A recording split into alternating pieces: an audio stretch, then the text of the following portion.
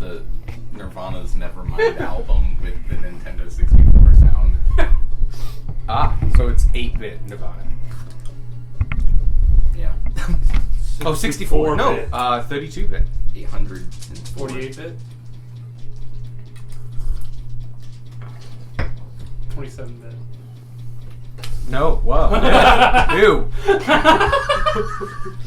12-bit. 12-bit's better than 27. It's an even number. We can work with that. 13.5-bit. We don't talk about that. 13.3 repeating. Okay, so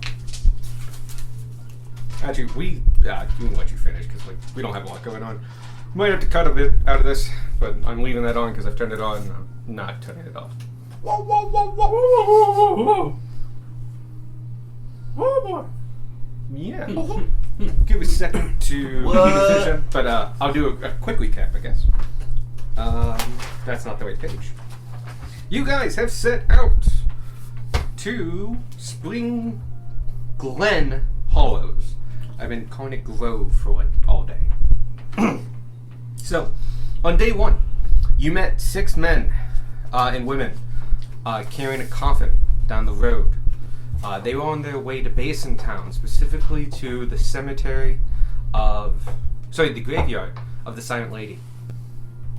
No, no, No? no. Oh, No. pencil. They were going to bury the matriarch of their clan in a ceremony called Kochan, which translates to the stacking of the stones. Or the stacking of stones. The body they were carrying was of Guest's mother, Guest Dunn, and she was the matriarch of their clan, so she held a position of power and honor.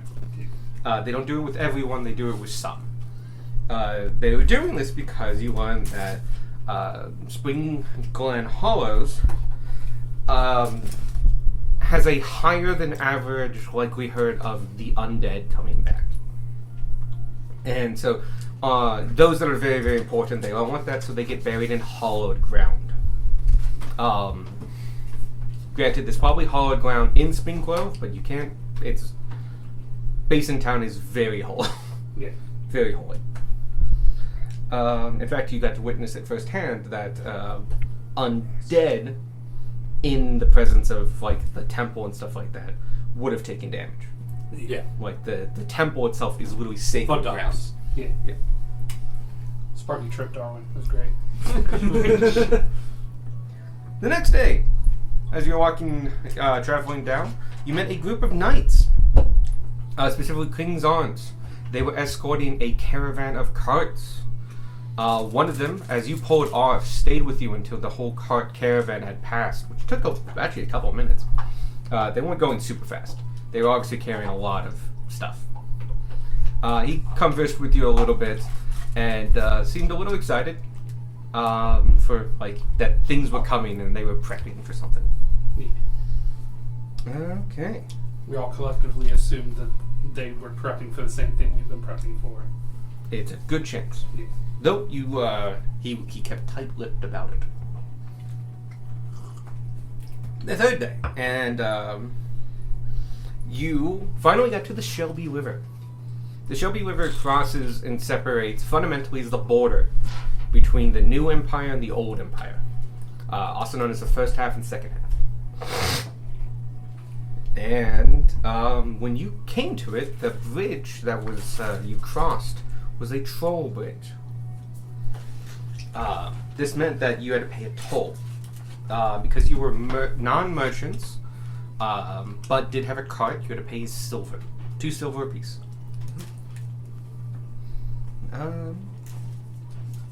That was about it. Got to meet him. He was nice.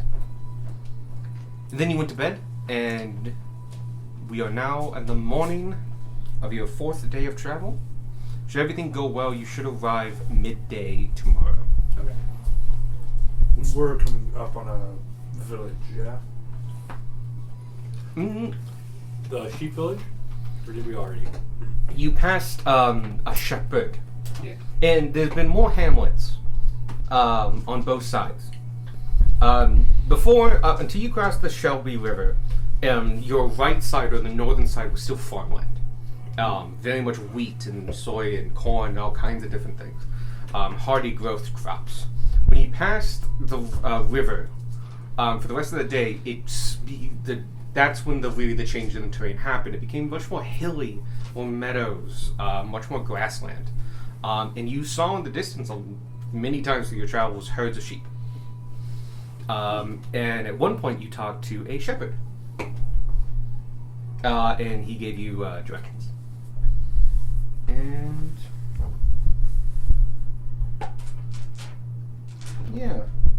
that's what I got. Yep. So yeah, you've seen a lot of sheep. Oh, the road doesn't go straight anymore. It goes around hills and goes on the flattest parts and sometimes crests them in the waves and such. And it's no longer as flat and compact as it was in the new part of the empire. It also looks noticeably older. You see a lot more patches, which you can tell by the mismatching of wear on some of the stones. And the patterns aren't quite as robust and singular. There's a lot of mini things that just tell you that, this is older than that. Still functioning, still works just as well, but this is older than that.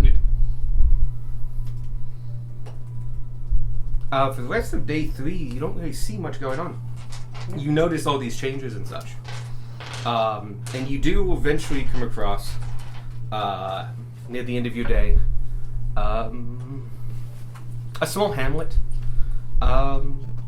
It does have an inn, but unlike the Ger in the new country, or the new half, there's not like a fancy inn and a accessible inn and stuff like that. It's not as rigorously standardized as that part of the Ger, and planned out.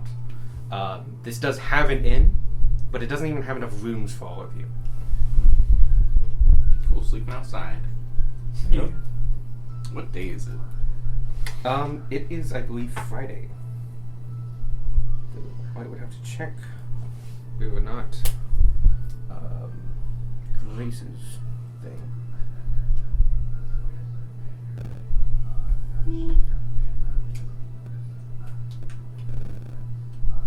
And that's where we'll pick up. It's mid-afternoon on your 3rd day of travel, and I will go and find what day that is. Wow.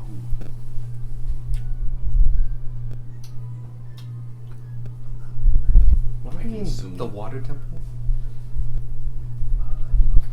Sounds like Twilight Princess. It's just medieval Celtic music. Really? There's definitely It definitely Twilight sounds Princess like in the there. Yeah, no, what's that one lake? The Fairy.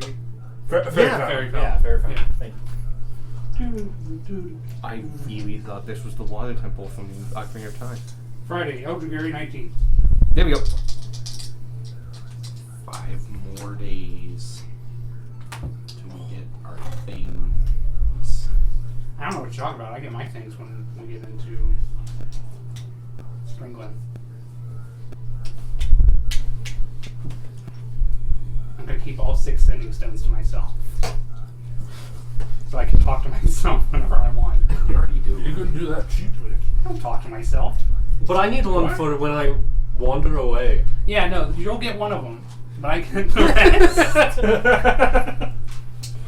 Ah, yes. No, everybody- Vacationing to hell. Wandering away. Everybody gets one for the express purpose of being able to sleep wherever you damn well please. Okay. Which you guys do anyway. I have no intention of stopping. I know, that's why I bought the stones.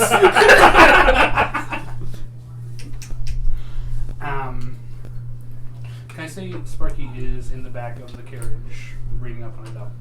Sure, yeah. That is something you can do. Darwin is caring for his bugs. I'm laying in the hammock. Gunmar is driving the cart. Cool. Oh, that's right, you have a hammock hook up inside the cart. Beck is just screaming. It's constantly. Beck is being Beck, which is quiet, doing nothing, up at the front. Tread. When he is not driving, he is in the driver's seat beside you. You know what? Let's have Beck drive. because he's not here. There we go. Back And, to and Gunmar will read the book. Sure. Yeah. What are you eating? The Empire Bestiary Oh, gotcha. that I got like months ago. You up to sea. I'm making that up. I have no idea how many hours you have into this. Oh, right. I got to use spellcaster. Hmm? I forgot it was a spellcaster. What are these skills? What do I do with them? Fucking fine. I have 12 hours in it. Cool. Which means you've read kind of every chapter, and you could probably like find and stuff like that. You can't use it to get a skill proficiency or anything Yeah. like that, but you can get familiar with it to make it possible for you to look up in the moment. Okay. Which is normally something like if you were a sage background, you could just do. E. But you're getting very familiar with this one book. E. Which is just the fauna of the Empire. Yep. Specifically just the animals. Yep, nothing extreme. E. Oh, you're probably learning. Give me a intelligence check. Another book.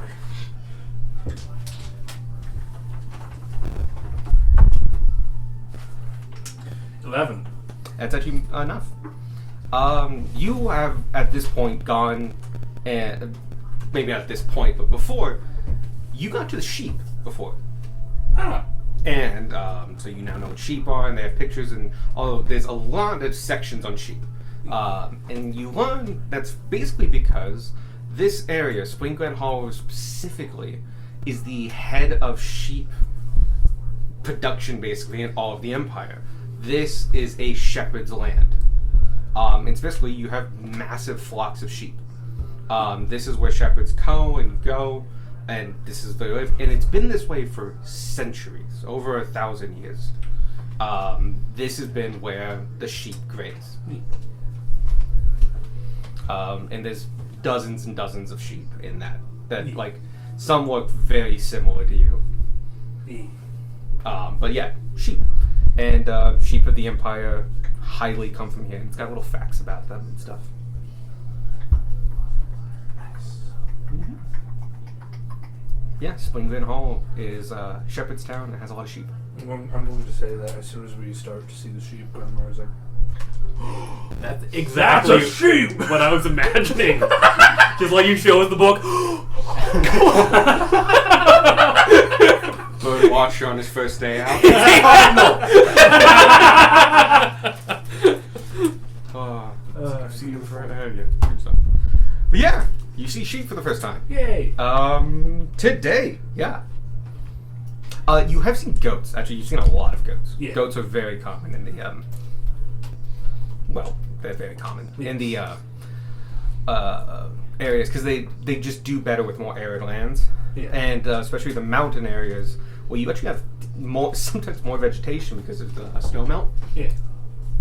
Goats do better on that kind of rocky soil. And you do see goats. Periodically, you'll go through hamlets or close to hamlets.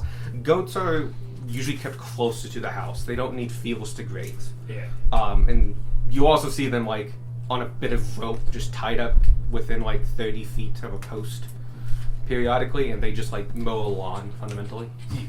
But yeah, you see a lot of goats too. This is goat and sheep country. Yeah.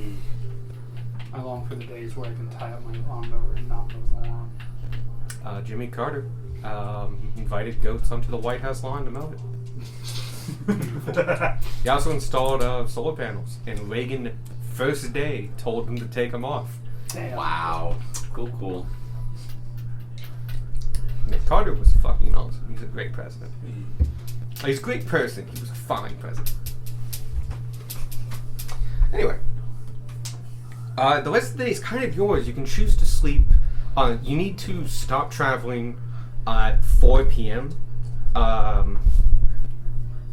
6 p.m. because you leave at 10. At that point, you can choose to go to the nearest hamlet or just kind of go beside the road.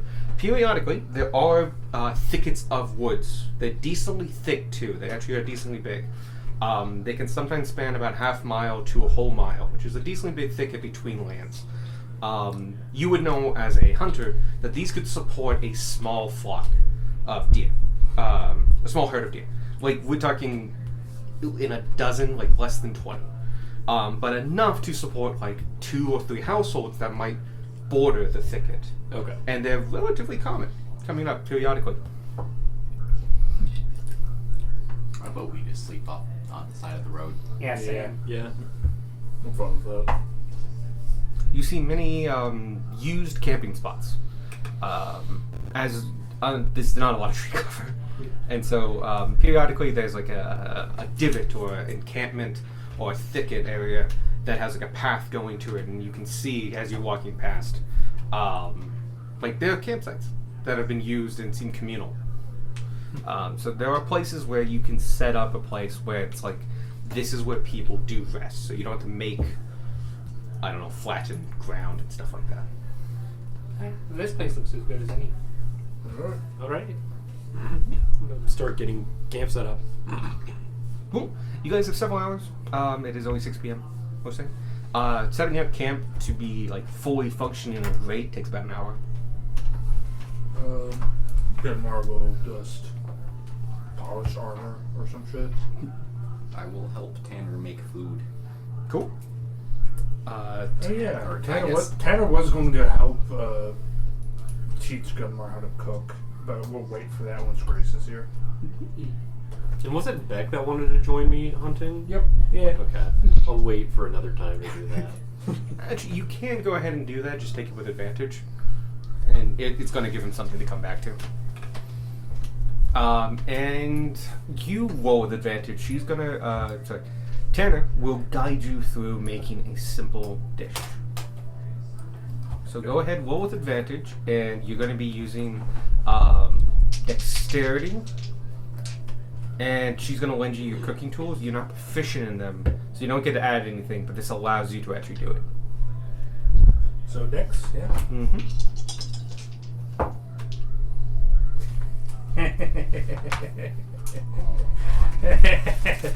8. You know what? Nah, fuck that. Hold on a Did you roll minute. with advantage? Yes, I rolled with advantage. Oh. The other one was a 2.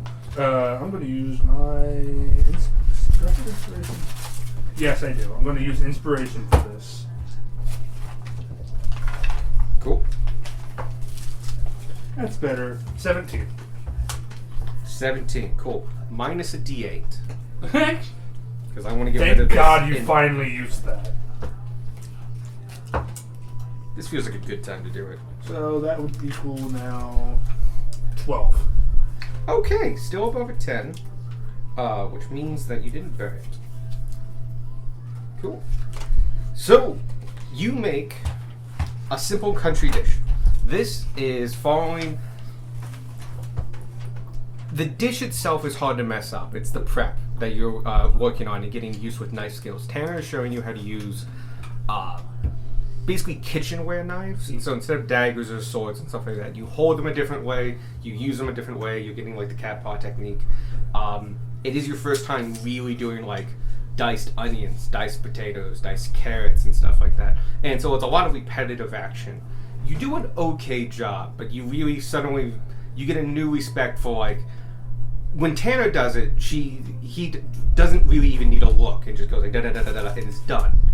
And you're going kind of like 1, 2, 3, and like you're realizing like the reason camp food takes as little time as it does is because of the expertise Tanner has. What you are making is a stew, specifically a rabbit stew, using badger as a substitute. Yeah. Go ahead and roll with advantage. I already did. Is that fine? Yes. When you Yeah. mentioned earlier. That's a 20 non-nat. Okay.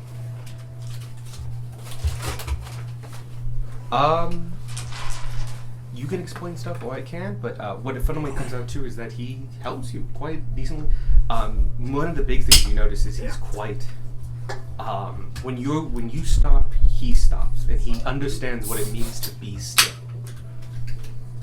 Which is something that a hunter, that's like one of the first things they learn. It's like stopping is not just stopping, it's about waiting, it's about blending in. it's about settling down. Being kinda- the tree trunk when you need to. He kind of has a natural incline for that. I was never going to peek 0, yo. I'm sorry.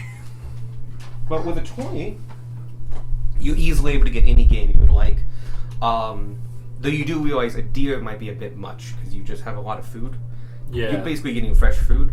You do sight deer, and like you could kill them, but you also find small game.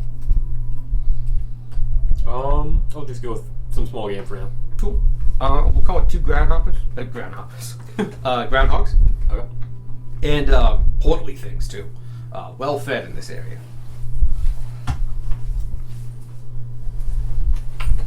All right. But you did score well enough to get a deer, and you can show him like this is when I would do it and such. And, like this is where I would take the shot, and this is where I would aim. But you don't go for them.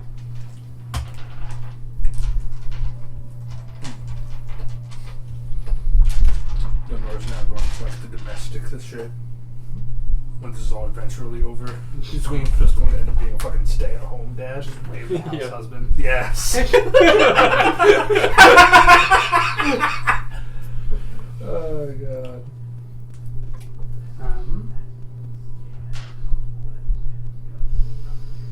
You know, This die doesn't match this those die. trolls really had something going with that business plan of theirs. You think? Because we were talking about what would I do if I had retired, you know? What if I did something similar, but like maybe a boating business? That could be. That Darwin's could be bone boat. I feel like there's a River Styx reference in there somewhere. Oh yeah. I just need to find it.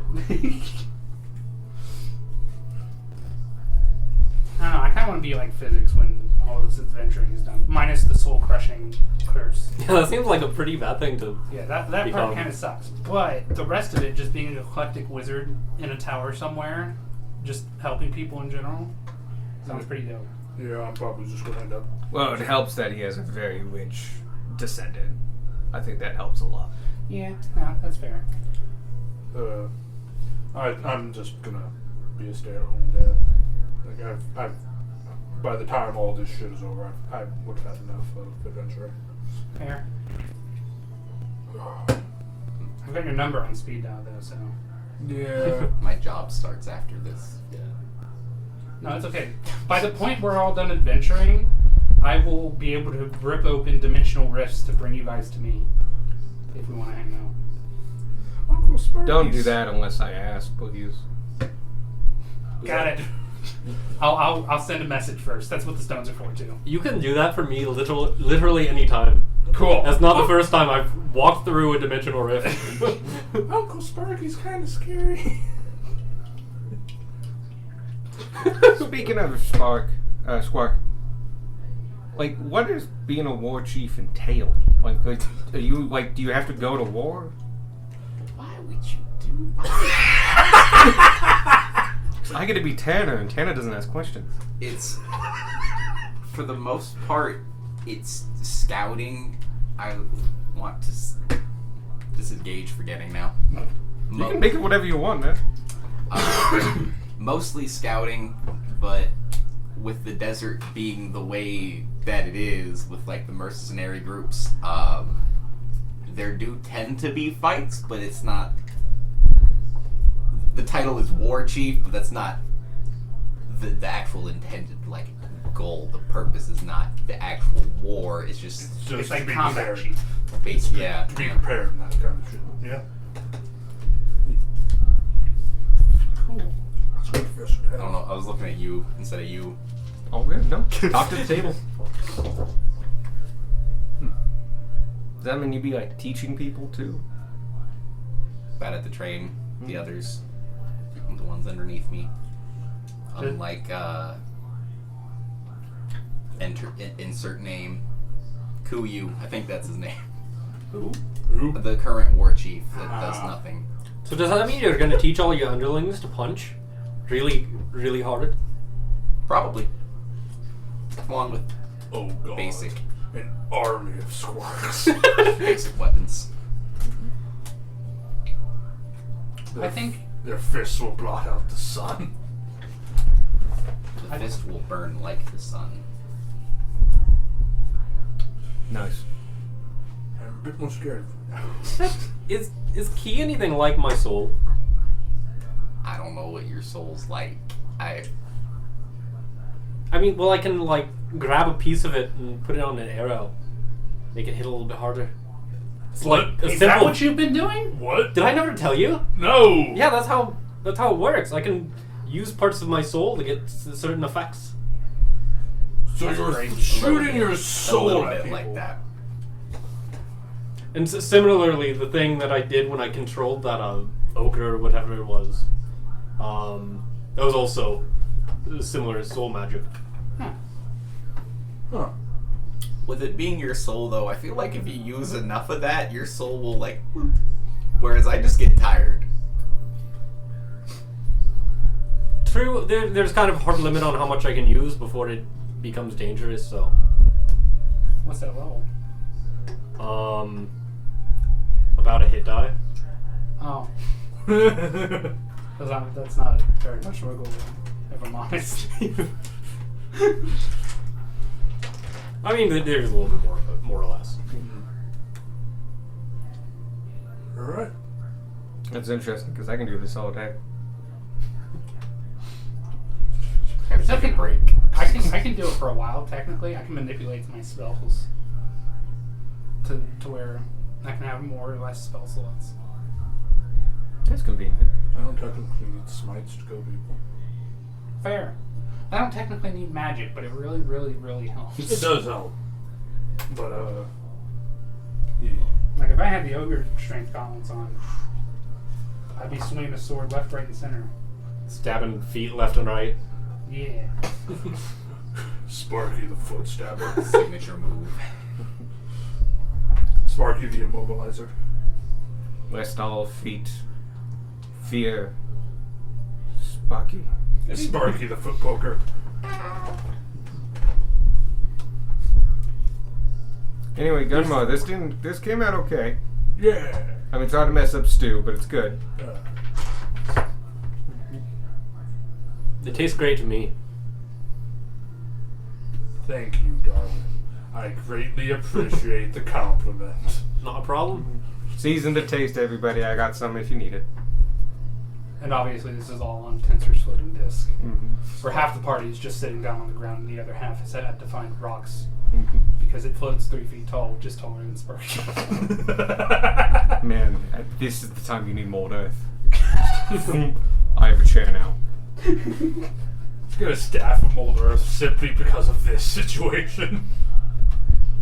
Why are all these round circle mounds in all these places? It's gotta have some ritual meaning. Breakfast. The most important meal.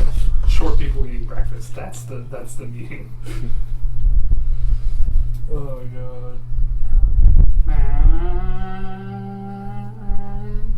I'd say I feel like I was majority gonna of say people something. would need rocks because the tallest of the shortest is Beck, I believe, and he has he's 4 feet tall. How tall is Beck? I think he's 3'11". 3'11". So the disc would be right here, and that's not You can the stand. most comfortable shit to do. Listen, we need stools. That's what we need. We need foldable. Do they make foldable stools? They make foldable boats, yeah? They have to make yeah. foldable stools. If they don't, we found a new invention to make. Oh my god, we can make $1 million. This could be more lucrative than adventuring. It's a nice idea, but do any of you know how to work wood? Not yet. You don't need to know if you can pay somebody else to do it. Right. And then get rid of, just make them go away so Yeah. they're not part of it. Yeah. I think that's called murder. Yeah, no, that's called silencing people, but it's also not good.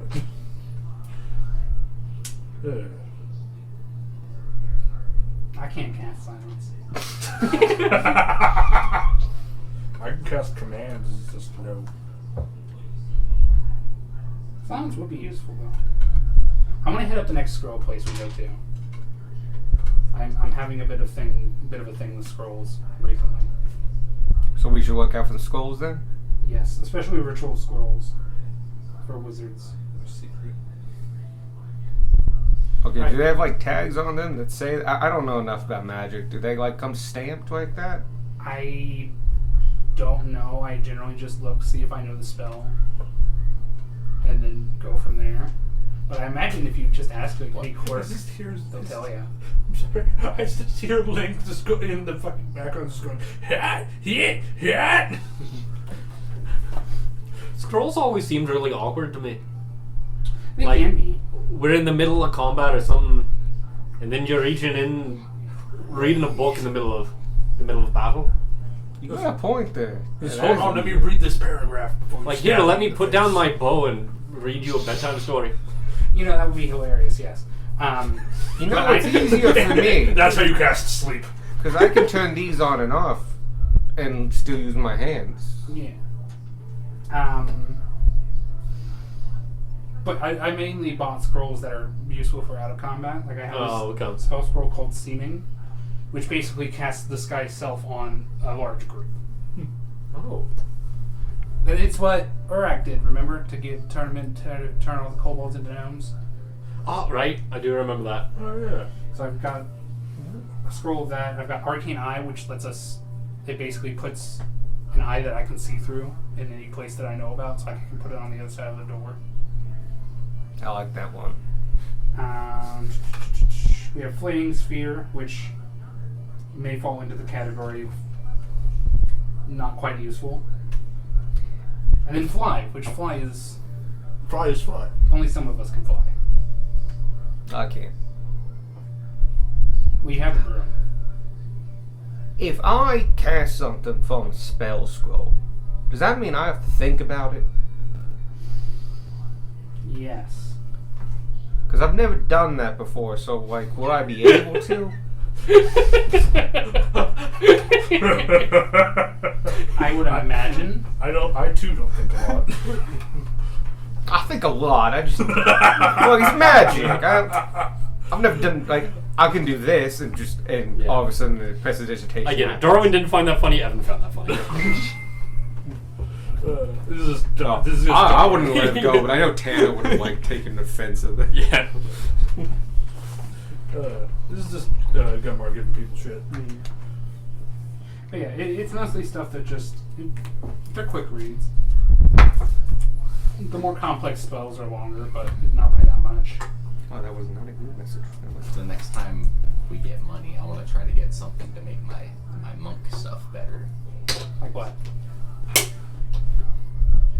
Out of there's the belt of Oh, okay. I thought you meant like a spell, and I'm like, I don't know any No. spells that just specifically make monks better. I guess haste. True. But no, just because we were talking about stuff we want to do. Since we're taking a long, since we are about to take a long rest, I'm gonna look at my spells. Anything you can do to help us, help us keep watch. I'm taking first watch, by the way. Second. Dan always takes last watch. I thought Tana takes first watch. Dan takes last watch so he can cook breakfast. Gotcha. Never mind. I'm taking last watch. I like to take Okay. first watch so I can just go to bed later. Sounds What the good. fuck is this spell? Oh, that's always a great setting. Rylothin's Psychic Lance. I'm sorry. Oh, yeah, that's actually decently good. Oh yeah, we got a fair amount of new spells because I got new books. Oh shit, fuck you. Huh. I have one who can just give a +1 bonus to AC and saving throws. And give you resistance to all What the fuck? Give resistance to all damage. Also each time the target takes damage, you take the same amount of damage. No. That's Warding bond. yeah. Huh. Target. I believe that requires you to marry somebody. No, it requires a ring. It Oh, requires A pair of platinum rings Yeah. worth at least 650 GP each, Ah, that's which you and the target must wear for the duration. There you go. Okay. So it'd be for like Oh, you're already- like a escort quest type thing. The target must make an intelligence saving throw. On a failed save, the target takes 7d6 psychic damage and is incapacitated until the start of your next turn. Damn. Me and you should get them, so you hiding the back does not matter at all anymore, because you're just going to be taking my One of damage them has too. to be him. Oh wait, no, it doesn't, because you just cast it on the rings. Never mind. Solid point. You're right. You will take more damage. Yeah. Yeah. That is just be a shit. Oh, okay. In a sense, he gets like double the health, though. We should look into getting that. Or, Sparky, do we have any jewelry just lying around from past things? I mean, I have plenty of gems. I think they're all magical, so I don't know what's going on. Sorry, I was looking at my spells. Apparently, like, for that spell of yours, you need some, like, fancy rings. Yes. Platinum rings for worth 50 gold coins each. God, platinum. Anyone go jeweler's kit? Do we own one of those? No. I think so. Oh. I feel like that would not be a bad thing for us to learn, though, with how many gems we get. Ooh. Yeah. Speaking of jewelry. That being said, Speaking of jeweler stuff, I just realized, and I probably should have realized this sooner, I don't have my wedding ring. Where's your wedding ring? On his Wedding other ring. body. On my other body that's currently blood eagled. So a fetch quest? No, they definitely took it. It was worth something. They would have taken it off the body. Yeah. Mm. We It would have didn't- been somewhat fancy because Gunmar They would've does taken- quite like Ronvi. They would have taken it off the body, if not for the money, just to devalue your relationship with Ranvi. That Yeah. means we get to fight your old group. That was going to happen anyway. Well, I mean, like, now it's to get your ring back. Yeah. Another reason, And I guess. also to ensure the safety of my family. Something classic about a quest for a ring. Has a good ring to it. Yeah. It is the only ring it is the one ring that I do like. Alright, this bit's over. I was really thinking about how to do like a one ring to rule them all. I'm just like, Yeah, like this ring rules my marriage. I'm gonna be the one to toss in the lava.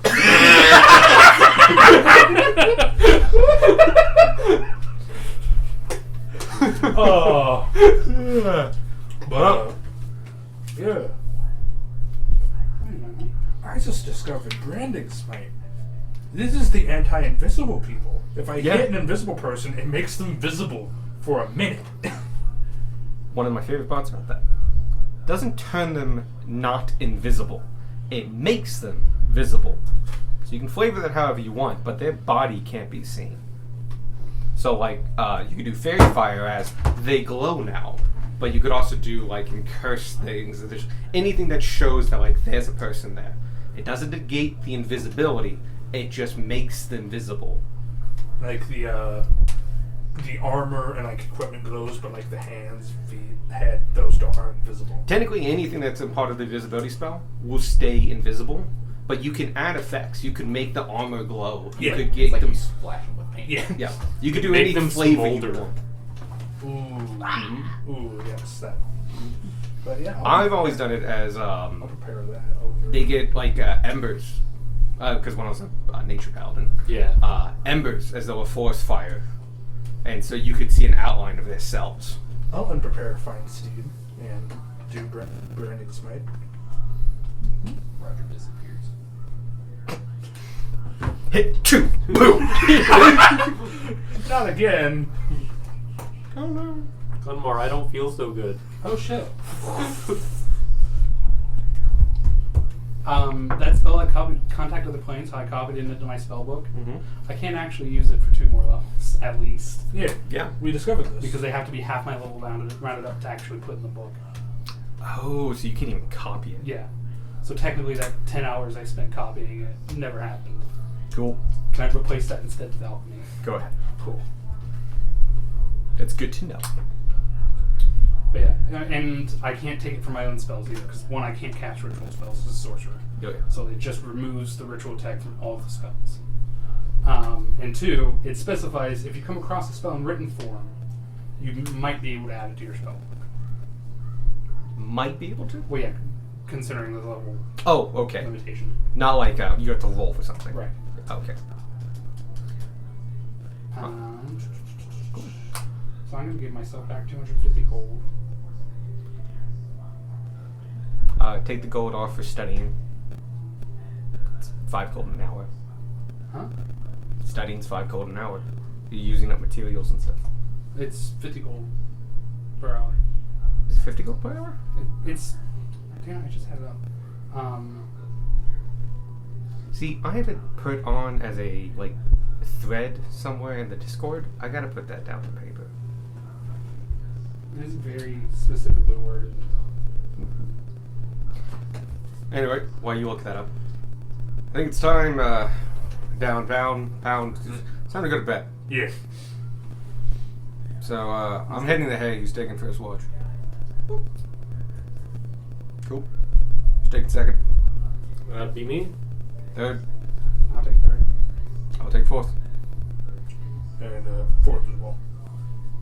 Gotcha. The process of copying the spell into your ritual book takes 2 hours per level of the spell and costs 50 gold per level. So it's 250 for a 5th level. No, I was talking about the skill. Huh? What skill? To run from a book Oh, okay. still takes money per hour. It's Oh, okay. 5 gold per hour. Okay, gotcha. Is it raining? Oh, it's raining. What? Really? It's like Yeah. raining in one specific spot. Moisture from Sky Daddy. We've been getting a lot of the past week. Also, the cottonwoods have been fucking exploding. In fact, they're poplar. Huh. Anyway, watch time. Go ahead and give me a perception check. Roger roll. Thanks, Peter Roger. It's like my sheet that says here. It just tells me the number.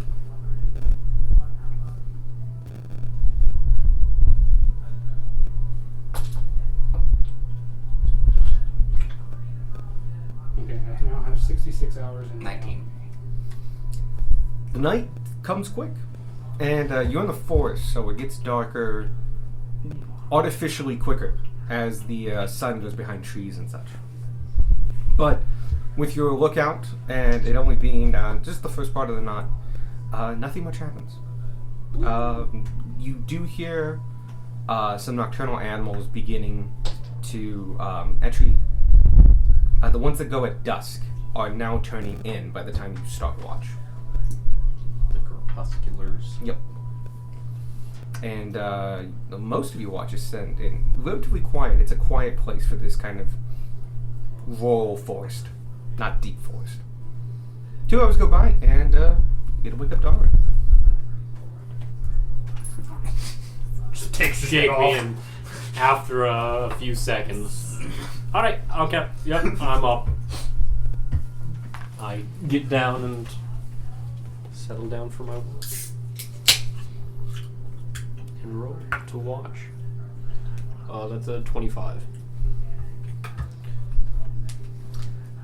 This is midnight to 2 a.m. This is a quiet time in the woods. Very few animals are out during this time. A few predators going for some creatures. And badgers. Badgers are nocturnal. badgers. Well, badgers are nocturnal, but they're one of the few nocturnal omnivores. Anyway. But this particular forest is quite quiet, which you as a hunter would understand as this is a worked forest. It is a managed woods. And you've picking up little signs with the 25, especially now that you're looking around and stuff. You can really see the signs of where these are managed, where you see stumps of young trees poking out here and there, where they've culled trees to allow room for new growth or allow other trees to grow higher. There's a couple telltale signs of medieval. It's basically farming things. You cut a tree in half and split it, and it grows up, and it's a way to make thicket fence. You see evidence of that. Old and overgrown, as though they did it once over here before. It's now gone back to full nature. The stumps are a telltale sign. They'll cut a tree high to allow new growth to come back out, and then they'll cut that tree, and so the bases of stumps can get knobular, have a lot of deadheads on them. And you see some trees that are like sometimes 4 or 5 times over has that happened to them, meaning that they're easily 200 years old, or over 100 years old, but they only allowed to grow to a certain height, certain width, because they're beings. And you would have seen evidence of this, especially in forestry around where the village you were at up north. 1 a.m. comes along. Still not a lot going. But with the 25, you notice in the distance a tiny light begins to flicker between the woods and trees. It's a good 100 feet off. And you track it, and it's going between trees, behind them, in front of them, in front of them, behind them, slowly approaching your camp. It gets to 80 feet out, 60, 20. What up? Like wave. Hey, how's it going there? At this point, especially when it gets to 40, I forgot to step. I actually skipped it. It's a tiny moat, about 8 feet in the air, and it's just floating around between the trees, just around about 40, 35 feet away. And it's kind of just wisping around, doing a perimeter of your camp. Do I know what this is? Give me a nature check. Dunmar might know what this thing is. He might be able to look it up. That's a 20 on that. I will say that is enough. You have heard tales of these going back to your childhood. You are getting flashes of memory of a childhood, hearing its tale from a voice you don't recognize, and a tongue that you know but no one else does. And warning you, never follow the lights in the woods. For those are will-o-wisps, and they take you to danger. For they feed off your soul. Alright, that's cool. I'm gonna keep an eye on it.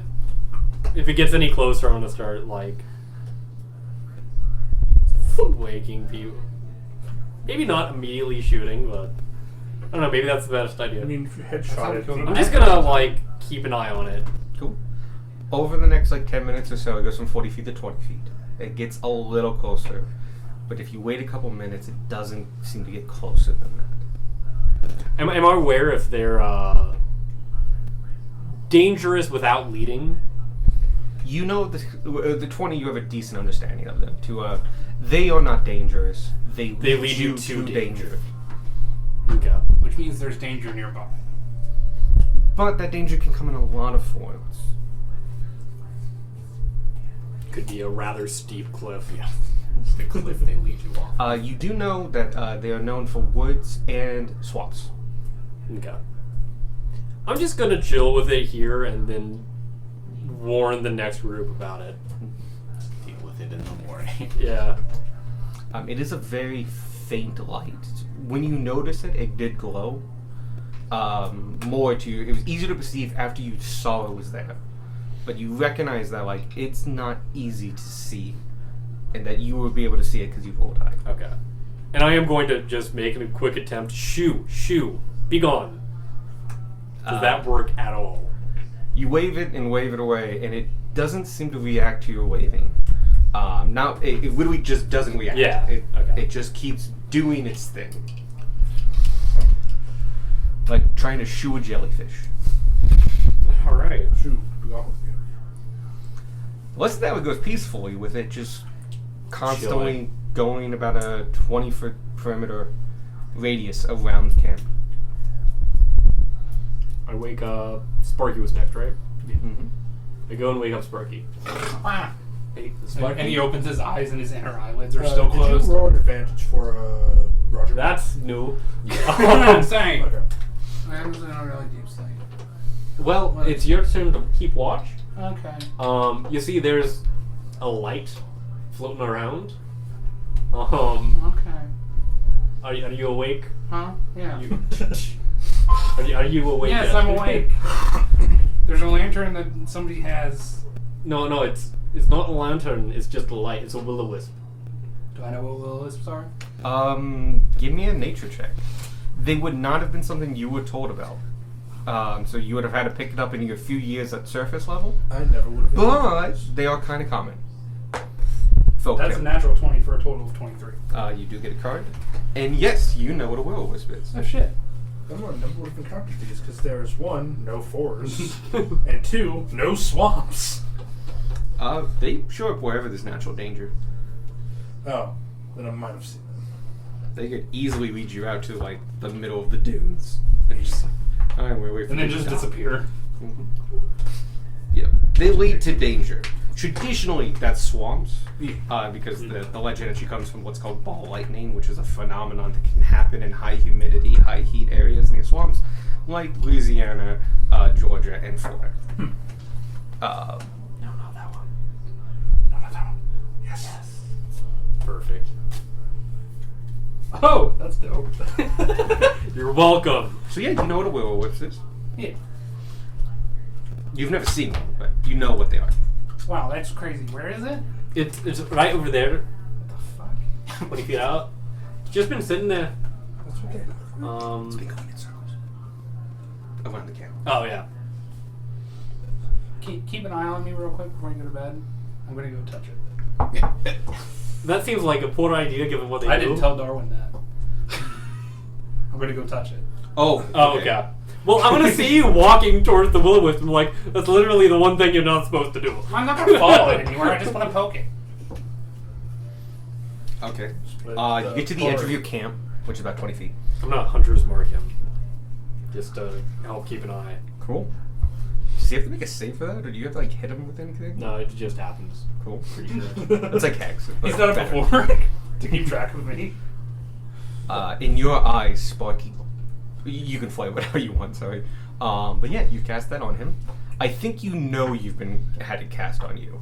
There's just a strange amount of bugs near me. Is that parked? Why? Yep. Oh, Food, shit. DoorDash. Okay. I'm assuming. Oh. Oh, okay, that's fine. It's temporary. Who ordered food? I didn't. I didn't. Probably Topher. It has to be Topher. Okay. You get within 10 feet of it, basically, because it's 20 feet from you. It's 20 feet from the center of the camp, and so you go 10 feet. Camp is usually a 10-foot radius. When you get closer to it, after you pass some threshold, it's hard to gauge distance. There's not a lot to see here. It does move closer to you, and it meets you on the edge of camp. I kind of hold my, slowly reach my finger out. You do, and as you get within like a foot of the thing, the moat itself, the moat itself is a bit of light, but there's like thicker mist that go about 12 inches in radius around it and flows. Once you cross that barrier, can you give me a wisdom saving throw? God. At disadvantage. Fucking. Oh, it disadvantage. Damn it, Sparky. I don't know why I'm rolling there. I didn't know whatever that was, and it was pretty high too. Wisdom. Oh, that's not terrible. 14.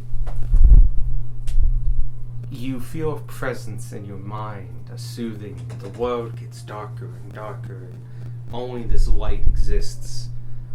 And at the last second, you push it away and come back to reality. You just made it. You felt this thing trying to numb your senses, to convince you to follow. You felt it plague your mind with ideas. Okay. I'm gonna try one more thing before I leave this thing the fuck alone. I'm gonna cast a message to it and say just, can you speak? You get no response. Cool. Time to leave it alone. No, not yet. I've decided. My AC is 13 right now. It's not bad for a sleeping dude. Yeah, but I imagine if anything goes wrong, Darwin just like, nope, you're coming back with me. Yeah. Pick him up and I walk back carry to him Darwin. back to. And I'm like, okay, so here's the issue that I have with this. Yeah. We don't know what kind of danger it could be leading people towards. And if it's like the shooty stabby kind of danger, then we should probably take care of it. But if it's just like dangerous terrain, I'm sure the locals are already familiar with it. Also, I feel like we should just stab this moat. Because it's leading people to nature. Or to danger. I see what you mean.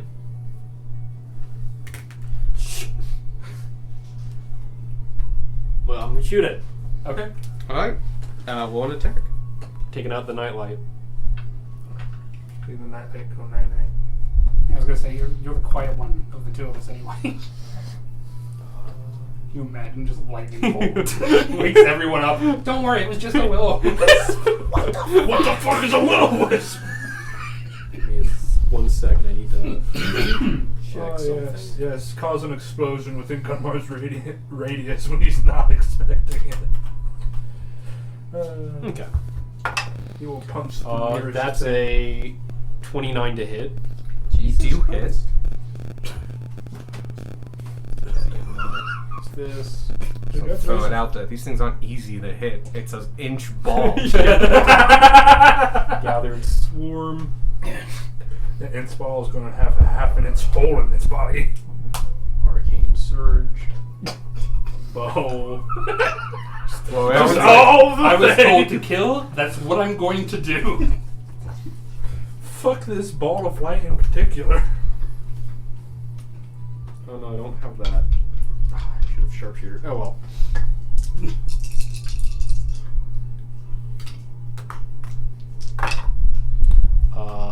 That's nice. That's 20 damage. Your arrow strikes true, hits it solidly, and you see it, and very slowly, when it's dim and darker, it's not producing as much, but it is still there. Oh, you have to do it again. Go ahead.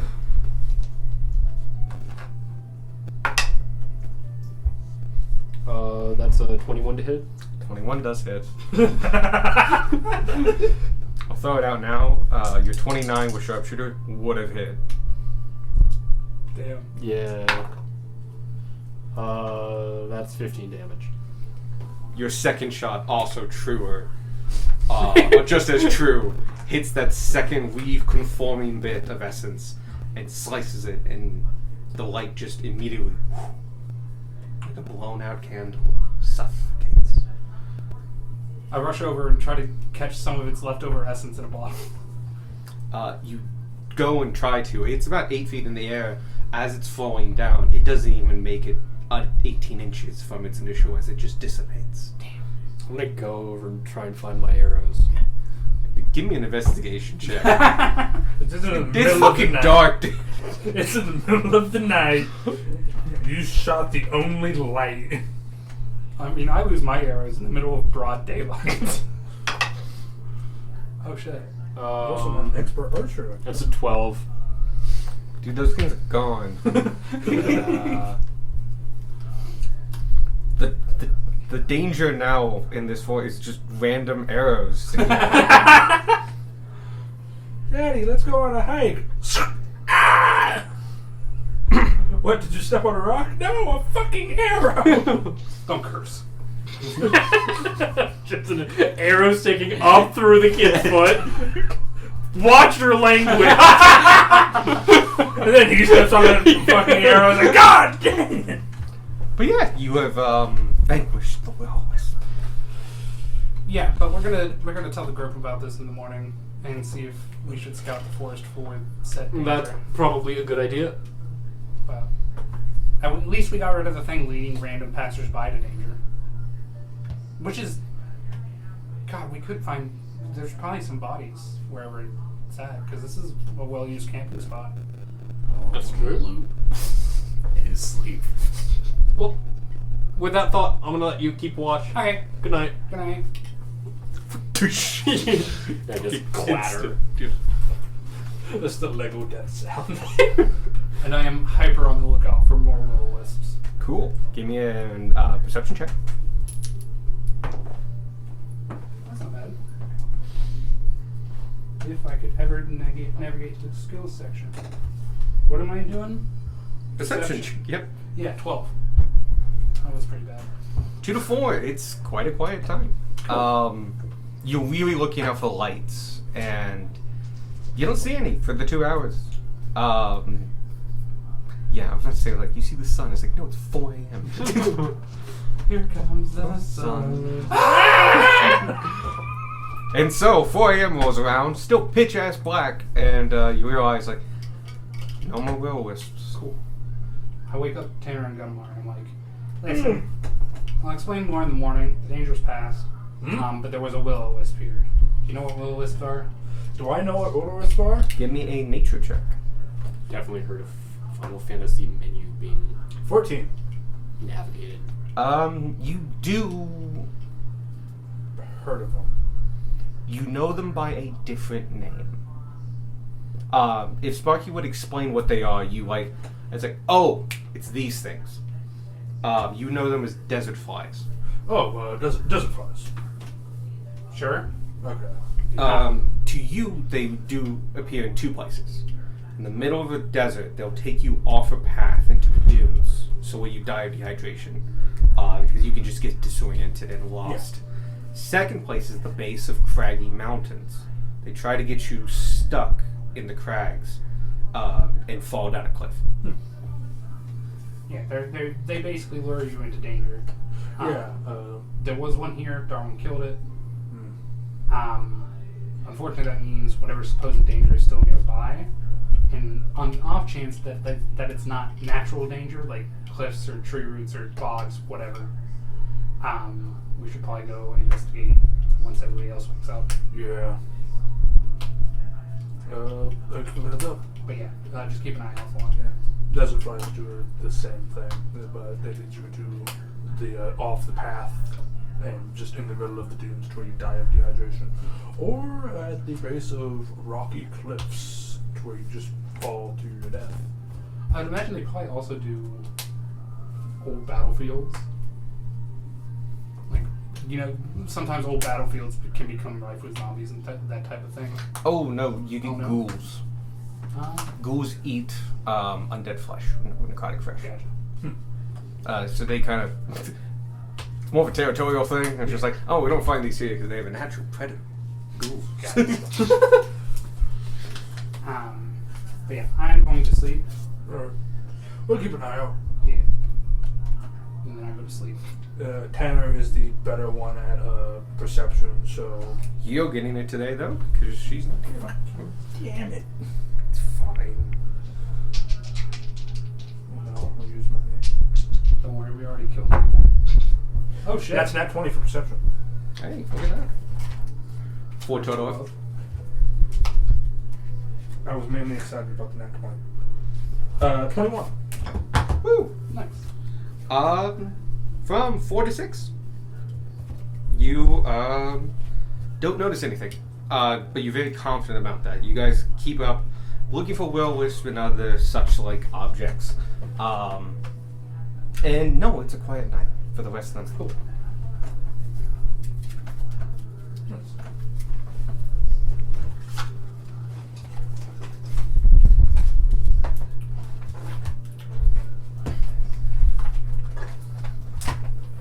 God, I ate like 2 hours before you guys came here. I'm still stuffed. I ate like, wait, I ate just a thing of chicken from like Chinese. I had a Chinese thing, and then I had a little bit of something else, and an egg roll. And I'm like, the 2 bites I have of the 2 bites I had of that something else blew me way over full. Damn. I've had the opposite problem for like the past week and a half, where I've been eating constantly. It's just nothing. Yeah, nothing's been able to fill me up entirely. I'll feel a fruit by the foot. I am super full. I'm the exact opposite of survival. Though that is cool. I like fruit leather. They made fruit leather palatable and cool. Which is like, how the fuck did they do that? I've had fruit leather. It's not. They did it by, tons of sugar and making it red. And an interesting, like, design. If you make something interesting to actually, like, eat.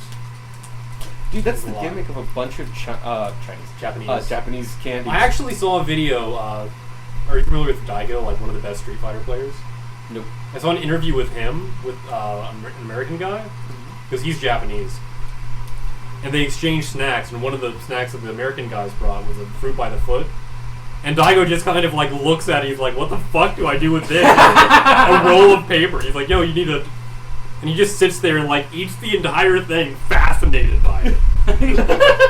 It was great. Awesome. Yeah.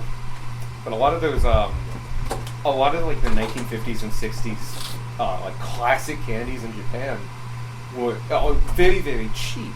And so to make the experience feel worthwhile, because they couldn't make it up in like tasting good, was to make it inconvenient to eat or novel to eat. Yeah. Because it took longer for you to enjoy it, so it made it feel like it was more for your money. And these things were pennies.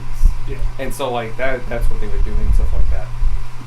There's this one particular dish that's like from the 50s, and it's literally like rock hard, somewhat powderized sugar in like 5 sticks on a thing. It is impossible to fucking eat, and it takes forever to do that. And like it's a classic over there. You know the tins in Grave of the Fireflies? Mm-hmm. They stopped producing those tins. Really? Like candy, yeah. Oh, because you could get them at Tetsuke and stuff. Yeah, they've stopped producing those specific. Oh, that's sad. Yeah. Because I remember getting those at Tensuke thinking like, holy shit, it's the thing! It's Yeah! the thing! It's the really sad thing! Because remember when they're starving and they have nothing to eat, so he fills it with water and shakes it so it's flavored water, and like 2-year-old or 4-year-old, whatever, is just skin and bones, and he tries to let her drink it and she falls over because she's dead. This has been a wild ride for me, who has had no idea what's been going on for at least the past 2 fuck months. me. Cannot watch that movie. I just can't. Grave of the Fireflies is incredibly sad. Yeah. The best part about it, though, is its release in Japan. He finished 2 movies at the same time. He finished that one and Totoro, My Neighbor Totoro. And because he didn't want them to compete, people having to choose like one or the other, he does it as a double showing. And so after you finish Grave of the Fireflies, arguably one of the saddest fucking movies ever. It's like kids surviving during World War II in the Jesus. burning of Tokyo. Yeah. It then like hard pivots to Totoro.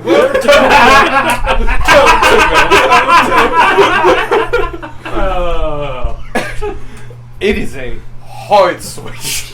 It's been one out of a tangent. Oh god. God, I wish I was in theaters to be there, but it was like in the 80s.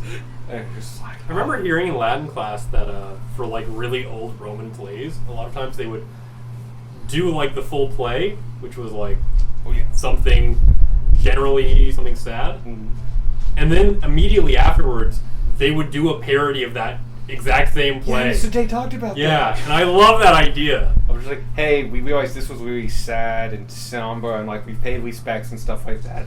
But palate cleanser, I'm gonna be the same dude, but now I fart all the time.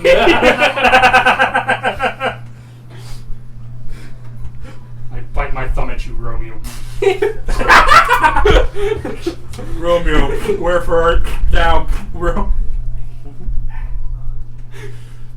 Sounded like that fish in the rock bottom. But then you had Theocrates, who was considered the first actor. I may be getting his name wrong, but the Theo part is where we get, like basically an actor. And the big thing he did different was that he said, I am this person. Because before then, they would get on stage and say, this person did this, and this other person would say, and then this guy did this. Basically, it was an essay, but like theatrically done, of like a history lesson. But they would tell me any story. And it wasn't until that guy goes like, no, I am this general. and I am doing this and doing that. And apparently it was very confusing for they're basically going to teach the audience that afterwards this is what I'm doing. It's still fucking confusing for people. I remember hearing that. Who's the bad guy in Back to the Future? Biff? Biff Tanner. Yeah. The actor behind it still gets stopped occasionally, I bet you're not so tough in real life. And he goes, yeah, because I'm an actor. I was acting. That same thing happened to the guy from Ghostbusters, who Dickless over here. And it's just is what this man says is true? I was yes, this man does have no dick. He apparently almost quit acting, and fundamentally did take a huge break because he would get stopped and people would throw things at him and still yell fucking Dickless to him for 15 years. God damn. Oh god. Yeah, that role fucking ruined his acting career. Oh god. At least not his acting career, but just made his life difficult. Yeah. It feels weird having to play a villain in a show because whether people know it or not, it influences their perspective of that. Usually person. it's really, really cool, but if they go to that extra step where it's fucking perfect, it ruins them. Yeah. So you can't go full villain. You go full villain. It's bad. It's quote the villain. Yeah. She's not redeeming. Speaking of villains, did you know the guy who played Emperor Palpatine is actually younger than the guy that played Darth Vader? Or Han Solo. Han Solo, Harrison Ford, yeah. The guy who played Palpatine is younger than Harrison Ford. I could very believe that. Harrison Ford aged very nicely. Yes, he did. But because of that, he's he's always played that same age. Yeah. But yeah, I love the fact that Harrison Ford was old when, not old, but he was not a young actor when the movies, the first 3 came out. Right. He was the old man on set that wasn't Obi-Wan. Who hated the movies. Fucking hated. Vehemently. Yep. The guy who played the old Obi-Wan in the original trilogy hated, He loathed them. loathes them and shit on them constantly, and once told a fan came up to him and wanted his autograph and he said fine, but only if you never watch Star Wars again. Damn. And by the way, he was the highest paid actor on that because he was the name on it. Everyone else was kind of not too well known. They were relatively new actors.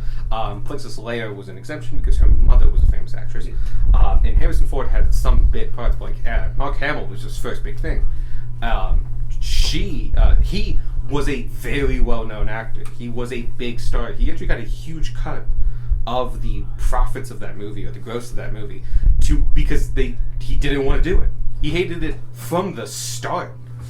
He came in going I'm doing this for money, and that's it. Yeah. And then it became big, and that just annoyed him more. Yep. I also remember the kid who played Luke. Young Anakin. Really, Anakin. sorry. Really hated it Oh yeah. because people Terrible. Yeah, are terrible, Yeah. and they didn't like his performance, so they set out to ruin His performance life. was fine. They hated the character, and Yeah. that's fully that character was poorly written and terrible and obnoxious. Yes, D&D. No, Yes. no, give me my edgy Anakin boy. Now D&D. I have a rat tail. All Padawans have rat tails, even ones without hair. I'm really glad that the one that played adult Anakin or whatever. I'm really glad he kind of got his turnaround because people hated the fuck out of him too. Oh God, yeah. He He was even more poorly written. Yeah. We all know this guy's Darth Vader.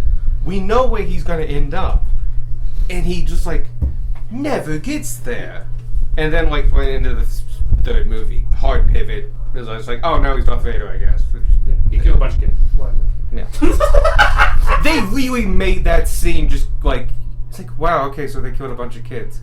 That's the emotional impact of that Yeah. scene. That scene does not have the fucking gut-wrenching hit it needs to have. Oh, man. He should have chopped one of their hands off before it cut to black. It should have just been. Yeah, it should have been a longer scene. Yeah. Anyway, now D&D. So, day 4 of traveling. It's morning. Tanner makes breakfast. And you guys wake up by 6, but like are fully awake by 8. And at this point, the camp is all packed up. You're all ready to go. The cart's ready. But if you want to go check that out, you can. Okay. So for those of you I didn't tell, there was a will-o-wisp that appeared during Darwin's shift. Basically, they're just things that lure people into danger.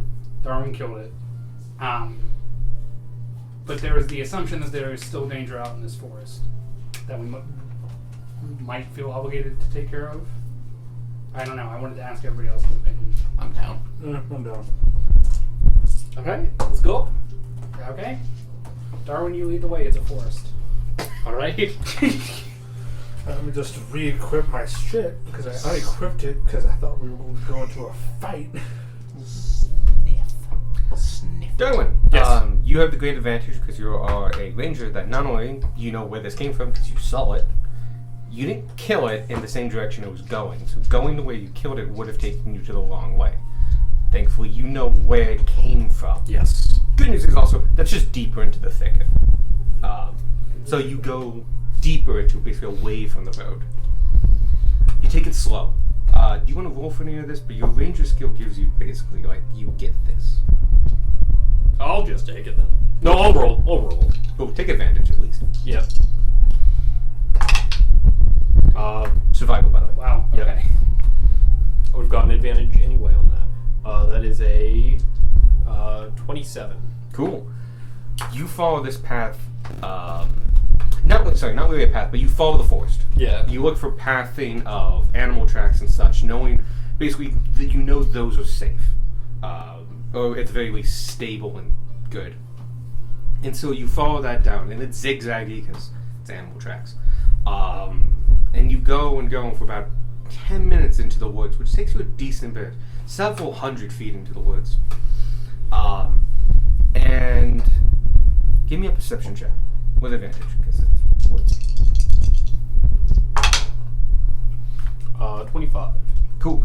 Combine both of those, you know exactly what to look for. You're looking for widowmakers, which you know about, which are dead trees hanging in a place that a strong gust of wind or something could knock down and will kill you. You know to look for sinkholes, which are usually done because of great winds would have uprooted trees, then stuff goes over it, but it doesn't fully fill in the cavity. Not super dangerous, but you can get stuck down there and starve, especially if you don't know what you're doing or if you're like a child. It's very dangerous. The other thing is cliffs. Woods usually have some form of stream or something going for, and they can have, especially hundreds of years ago, worn down a side of stone, and then re-diverted, leaving just a random cliff.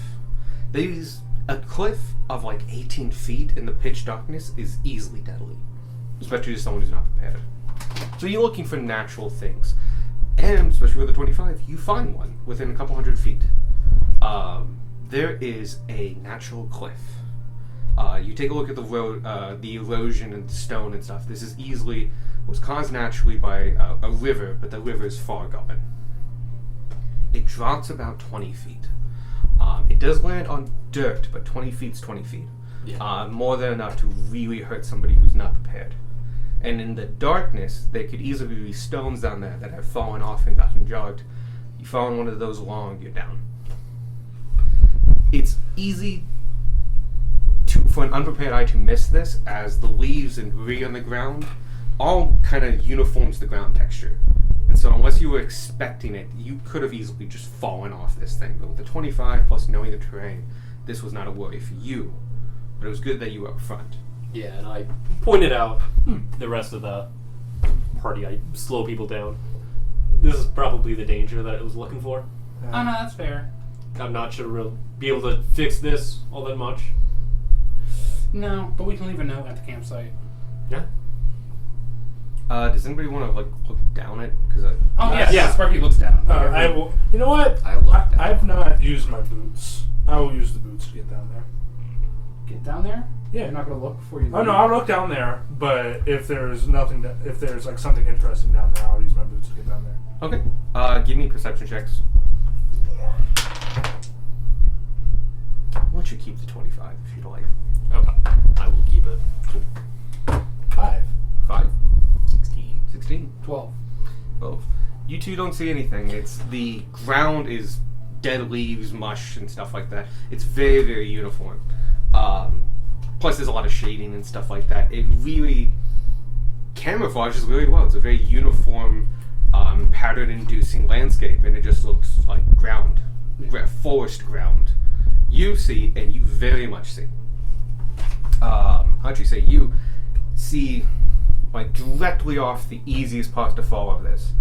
Some of the leaves are a little higher. It's very hard to perceive, but based on shadow texture alone, there seems to be a lump.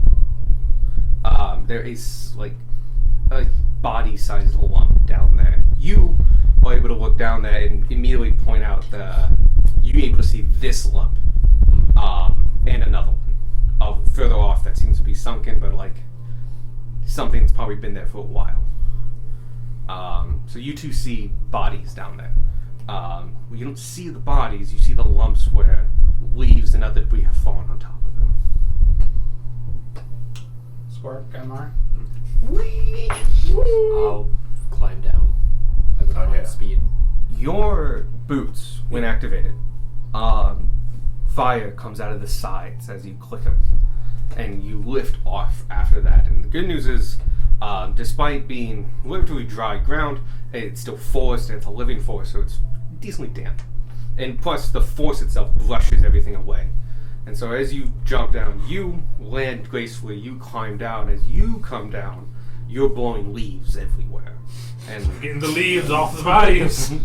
and that's exactly what happened. The lump that you saw, the bigger one, all the leaves get scattered across it, and you can see a corpse of a human male, dressed in modest clothing. Not sure what to do with this information. We tell the guards at the next city we go to. Sorry. We tell the guards at the next city we go to. Damn, I was just gonna take Okay. the body and bury it not in the pit. We don't want to just bury random bodies. Fair. Because there might be someone waiting for them. And burying the body ensures that they'll never find him. We can at least get them out of the pit so that nobody has an accident recovering it. Unless Yes. there's a better way down. It's a pretty solid cliff for a pretty decent ways. You could probably go, because you're not in a time limit, you could probably find a way out. But the thicket might end before then, and at which point you just go to the road. Yeah. That might be longer. Bring Like, you know that way to the road is a set distance. them up. We'll set them along the edge of the cliff and cover them respectfully, so that when the rescue team comes, they find the bodies in the cliff. I carefully pick up the larger body. Gotcha. This individual is quite decomposed. As you pick them up, you can do a medicine check to get an idea, but they are quite decomposed, and they were face down. Flipping over would be the first step, and you can see the full face is scarified, and just the rest of it is necrotic and pulled tight. And like this person's unrecognizable. It literally is. It's like your face. It's from like parts. The shirt also in the vest is heavily eaten and it's decomposing as well. But something interesting you do see as you do flip it all the way over. It's full enough that like it's not going to fall apart a limb or anything like that. But the right hand is missing. Interesting. Everyone sees that. It's pretty obvious. Huh. Does it? Squark, you're good at medicine, yeah? I was gonna say, is it like too decomposed to like do a medicine check and see? No, you can medicine check anything. Cool. I want to see if I can tell what happened to it. Cool. Or like Like when if it was severed. Yeah. Before death or after. If it was like cut, torn. I definitely got my wires crossed with your campaign of like cultists. It's always cultists. They're fucking everywhere. Infiltrated a goddamn city. I think that's a 25. Fuck me. By the way, 26. I love Discord's take on cultists. It's like a weekend activity or something like that. Like we meet every Tuesday night. We rent out this room. And like, this is our secret society. You're in the wrong secret society. You want it 2 doors down. So good. Swordfish. 25. 26. 26. Fuck me. Long sip of tea.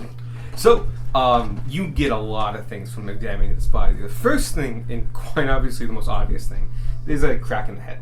A pretty substantial one that, like, forehead-wise, you immediately see that it's from a stone that was underneath the set. He cracked his skull as he came down. Yeah. The 25 also tells you that the decomposition is natural.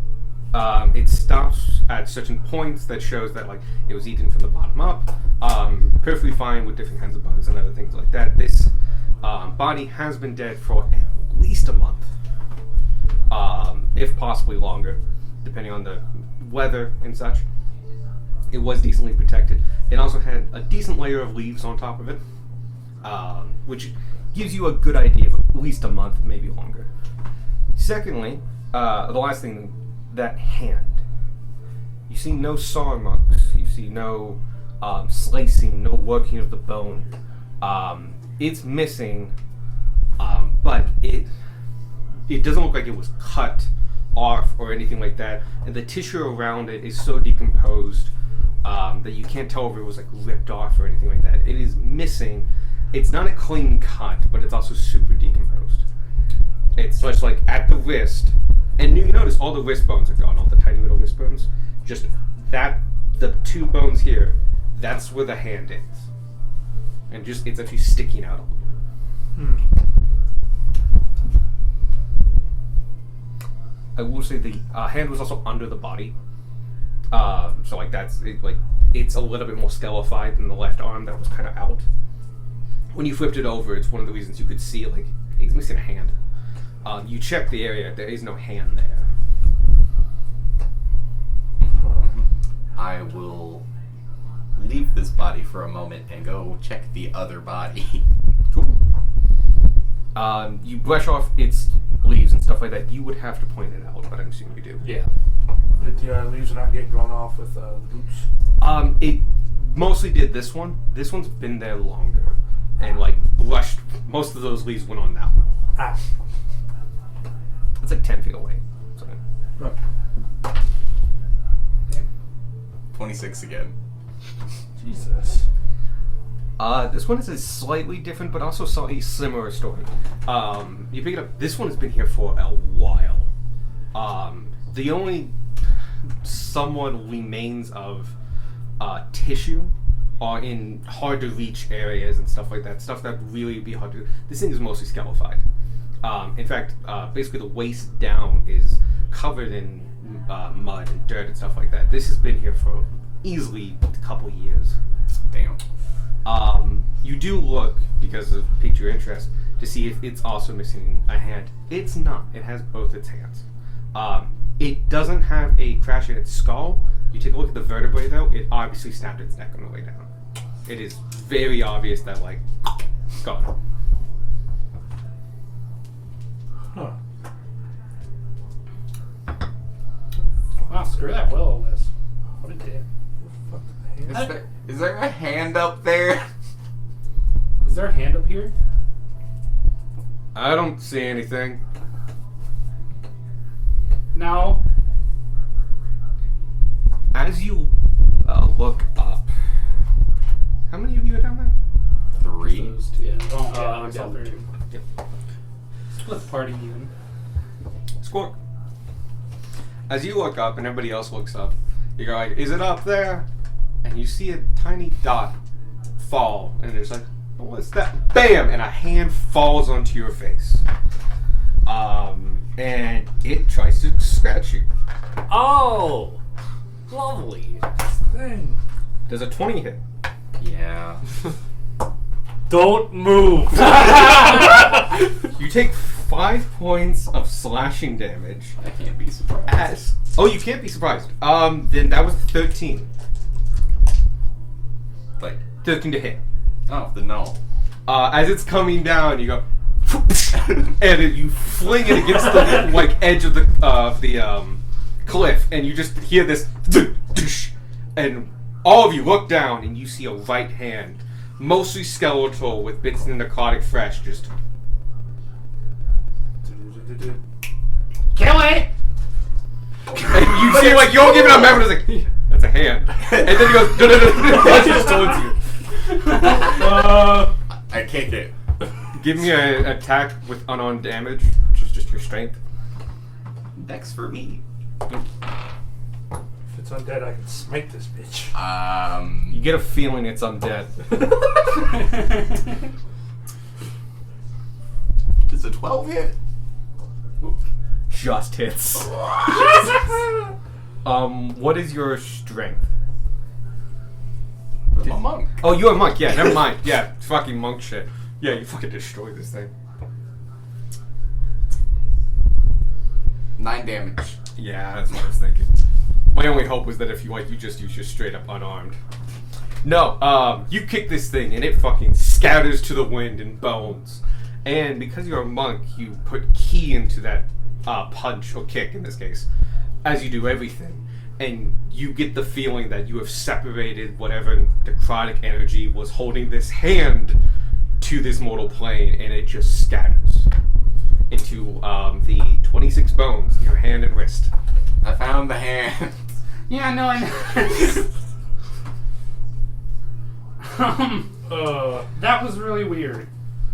They did say that, the guard did say that, not the guard, the people that we passed did say that Springgun had a higher chance to raise undead. Weird that it only happened to his hand, though. Maybe the hand got, like, separated by via a wild animal and it rezzed. It was underneath the body. How much do I know about this undead? You know that I kicked it. Interesting. go on As an now. undead, you don't know a lot about undead. As you, How much do I know? I'll allow both of you to do it, and it's an Arcana check. I can let you do a religion if you want. I'm proficient in neither. Pick and choose. Religion. Natural 20. Jesus. Wow. Natural 1. For a total of 19. Total of 3. As far as you know, his hands just sometimes do that. That's like a natural pass of the decomposing. You do quietly just like pop check off. and like Right hand, No, I you choose take it you. off, but like still- you whoosh. You still on my team? You feel the energy start to fade. Like no. Nope. Okay. Drops Oh, all 26 of the bones. He's like, Oh, fucking dead. You get some of the undead bones and the hand turns against you. Like fucking, what is the one with the deadites? Fucking... Evil Dead. Evil Dead. Evil Dead. Like Evil Dead style, like his hand turning against him. You can't kill me if I saw you off. Not the actual. Don't got a negative card. Yes. Oh, you did. Okay. Welcome. Totally forgot about those. So yeah, what's your 20 get you, by the way? 19. Cool. So many of these. But yeah, I would say you do know what this is. They sometimes occur. You do know, and you actually all knew this because you made checks back in Richmond, that Don't look at me. That's a good one. And you do know naturally occurring undead do happen. Yeah. This is a high magical area. Sometimes it just happens. You know that sometimes that magical essence comes in a very minor way. And this is just it's kind of a couple of different names. In the Empire, it's called a crawling claw. A very difficult word for me to say. But it's also known as undead, hangman's hand or undead hand. Fundamentally, basically a limb or appendage of a dead person comes alive. They're usually not too dangerous, and they don't have a lot of goals. Like, they strike out at something when it gets close. They don't have an agenda or anything like that.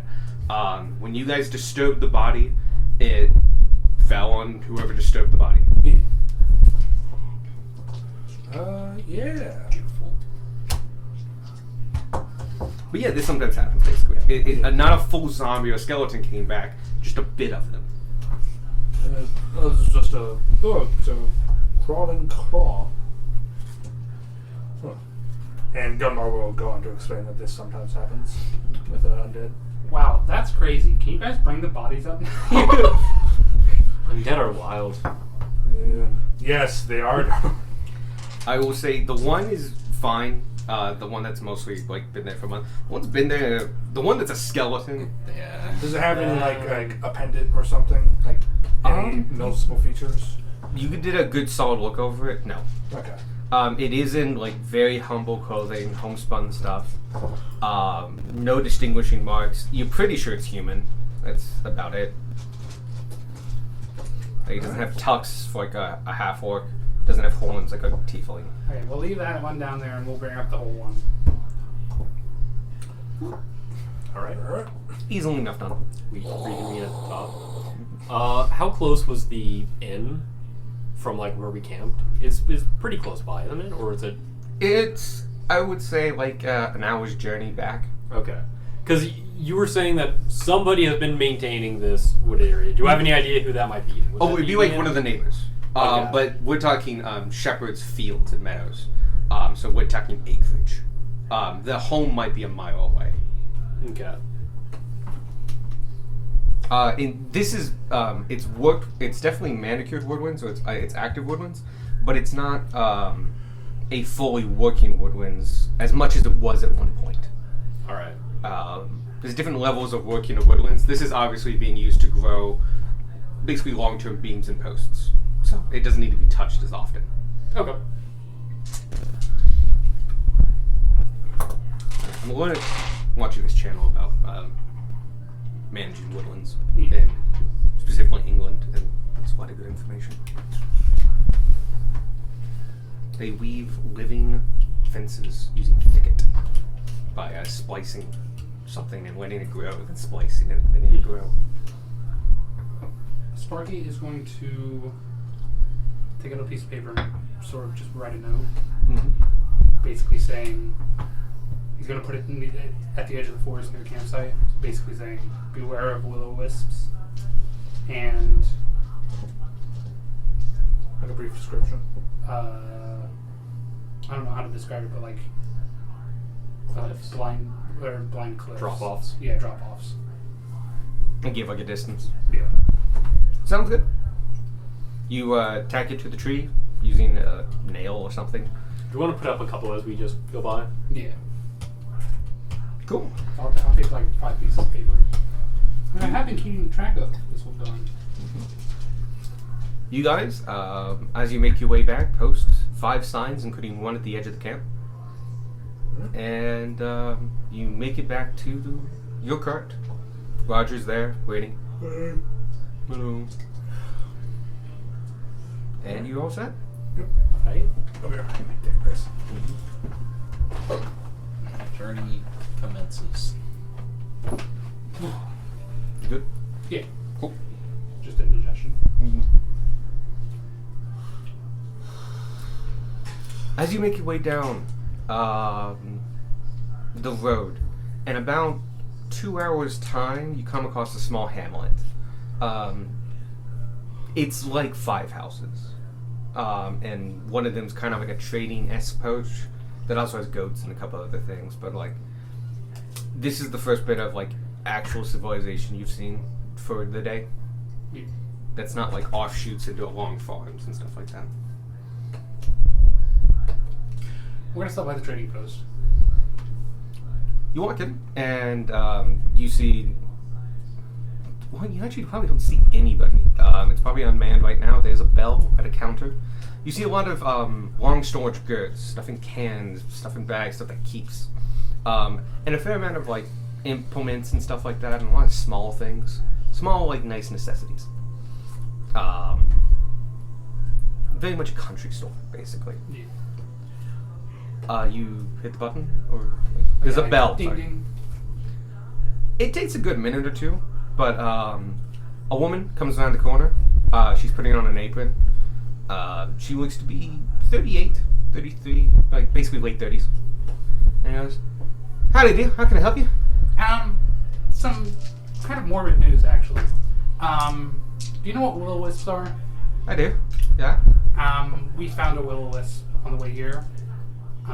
We took care of it. Oh, thank you. But knowing that they lead to danger, we sought out the danger to see if we could do something about it. Oh, mighty kind of you, helping them cause of trouble. No, it was just a cliff, a high cliff, that was kind of hard to see. Unfortunately, we did find 2 bodies at the bottom of said cliff. Oh. And we just kind of wanted to let someone of any authority know. We know which campsite it was. We put signs and stuff up, but we wanted to make sure that somebody went and retrieved the bodies. All right. Tell me which one it was, and you give that description. Yeah. All right.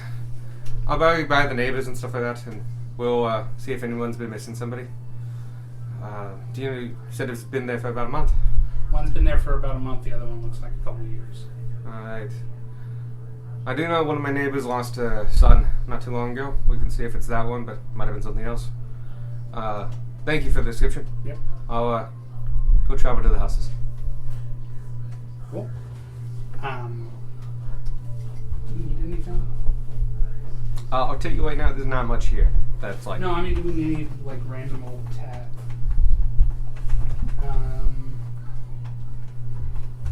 What I miss? Just told somebody about the bodies.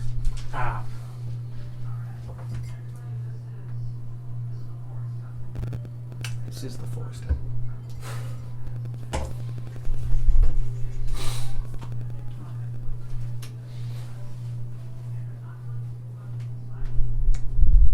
You can keep looking at that. We're going to keep moving on. Though. Yeah. No, I don't think I have anything. You guys say your goodbyes. Start heading down the road again. Yep. For a lot of the day, it goes by pretty smoothly. You take a break during lunch and such. By about 3 p.m., you have a couple hours left of your journey for the day. But at this point, because Darwin's gone, just you 3, give me a perception check.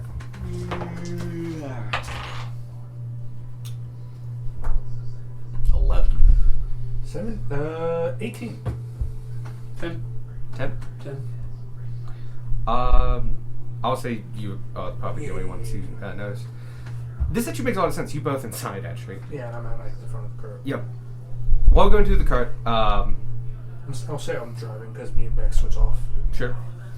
As you're driving down, you've been weaving in and out of, well, not in and out, but you're going up and down hills and stuff like that. You're crossing by another thicket. As you are moving along an area, you sniff the air, because you notice a change and you think about it and you recognize this smell. Oh boy, something's on fire. No, you smell blood. Ooh. What did I miss? Quite a bit, apparently. Springland's been raided. But you do recognize the smell vividly. The copperiness of it. You look down, and about 50 feet in front of you, you can see small, like, if you were looking, you wouldn't be able to see it, but you knew what you were looking for. Small little splats of blood, very fresh, crossing the road and entering a small thicket. A thicket. Gunmar will pull the cart over. I see blood. Shit. It looks like there's a trail of blood leading into the thicket. Okay, into the thicket. Yeah. Gamar, Cautiously. Darwin. Can I get a marching order? I want- Gunmar will be in front. I'll be back. Behind. I might. I should probably be close to the front too, just because it's woods. Yeah. Use your minis and set you guys all up.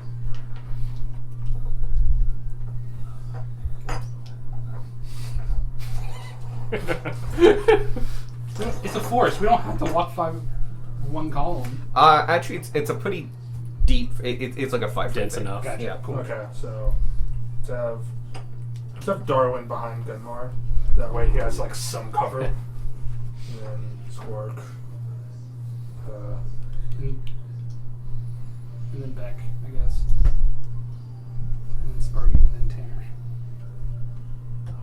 I just picked up an actual halfling. Okay. I have a miniature over there that I could paint up, and I probably actually will. Half of them, that's a vampire. There's our marching order. Yep. First is Tanner, second is Sparky. Exact opposite of that we Yeah. are. All right. Gunmar's in the back. As you guys go, you enter the thicket. You have to travel. The woods are the woods, and you are especially not too good at this. But you are looking for blood and trying to pass the trail. Go ahead as you're leading. With Darwin's help, you get advantage. Give me a survival check.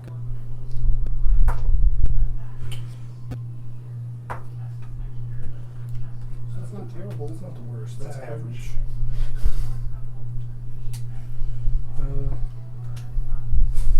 That's entire. I didn't do it. Home of the Gods thing. That's an 11. You make your way in, and after about 50 feet, you lose your way. You can't find blood anymore, and you're not quite sure which direction's which. Alright. Darwin, switch places with me. I've also Alright. We need to backtrack. We backtrack a little bit, and I try and pick back up the trail and follow it. Go ahead and roll. It is more difficult now. Okay. Survival. Can I quickly roll to see what the Home of the Gods thing was? Yeah, go ahead. That is a 24. Even with the slight difficulty of backtracking, figuring out where like this unofficial start of this trail is, you do find blood, and with that, you also find small twigs and stuff that have been broken, indicating that like a beast had come through. As you're going through with a 25, you start following the droplets of blood and stuff like that. It is slowing down. They're getting further and further apart. As you're moving through, you notice a couple other things. A broken twig here, a broken branch here, moved under here. You find a footprint that's big, it's massive, has claws and 4 little fingers. And you see hairs caught on twigs and stuff like that. And soon you find an edge of a clearing. Does it look like a normal like beast, or like what genre of creature does this belong to? Bestial, but given the footprints, given the width of like where the twigs broke as it crossed, it's big, like a large creature, which would put it in monstrosity. Okay. Or bear. Very big bear. Very big bear. Dire. Remember, dyers and giants are technically monstrosities. Oh no, not all days. Actually, not often. Point is, it's a big creature. Okay. You find a clearing, and it is a legitimate clearing, like a circle clearing. It's quite big. At the far end of it, you can see that there is a creature that you recognize, that you have not seen one before. It has a feathered body, a beak, but wings that go to feet, and it's big. And you are looking upon an owlbear. And I like stop the party and point towards it. At its feet, you can see is a sheep. Bloody in parts where you can see it's been held in the beak. But it is obviously moving and alive. Operation Save the Sheep. Real quick. Do I know that if this is a beast or not? Give me a nature check. Oh, can I see if it's in the Emperor's Bestiary? Or Go ahead. I see if it's in the Emperor's Bestiary because I have 12 hours in it. Oh, you still have to roll. Oh, okay, cool. Like, in the moment, your studying allows you to, in the moment, roll. Oh, that's some bullshit. I got it too. Plus You your look intelligence. through bear owl. Oh. Bear owl. 1 then. Yep. 14. You It was can't almost a find 20. 14. I would say yes. You would know that this is not quite a beast. It is a monstrosity. It is. Monstrosity is also a wide swath of things, so you just know it's greater than. But by how much, it's hard to tell. But would I know that this we can't do speak with animals? Oh yeah, you would know that. Okay. Well, there's no way to communicate with it. It's a monstrosity.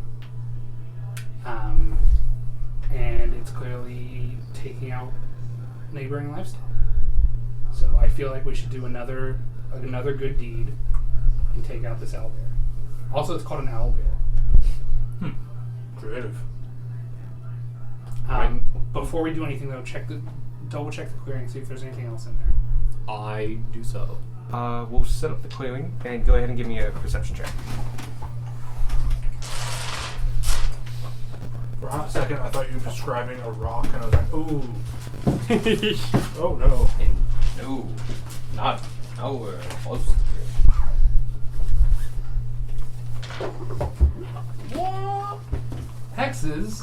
No, Do you have an owlbear mini? I do. Oh, shit.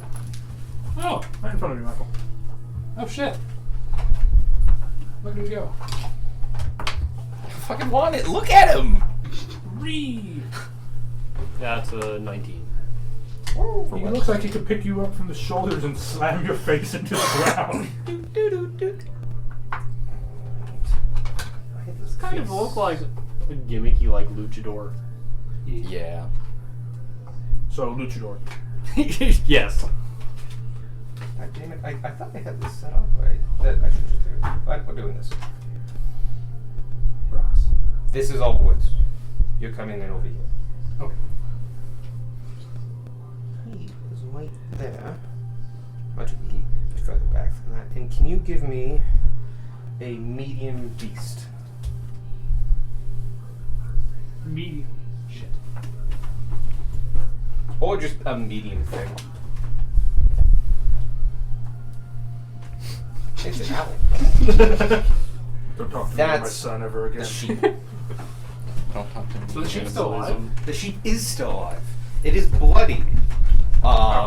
Sheep. Where you can see very much that like it was held in the beak and was bleeding quite heavily. You can see the blood stains, but it is very much alive.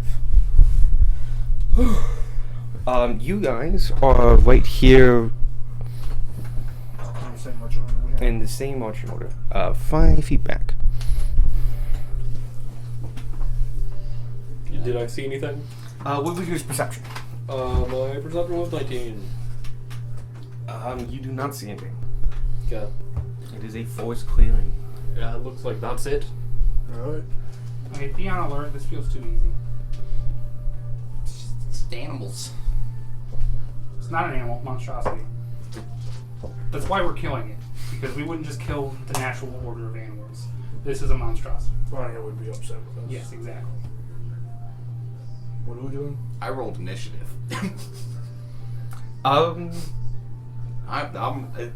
You already said to kill it because it's killing How far livestock. away is this so I can like throw a javelin at it? If you could stand in front of me before you do that. Oh, I have a. What does guiding bolt do? Because that's the spell I rolled. It's an attack. Okay. It's a cleric spell. It's quite good usually, actually. Do you guys think those wings are for looks, or do you think you can actually fly? I just barely knew it was an owlbear. It looks small. I feel like a nature check would be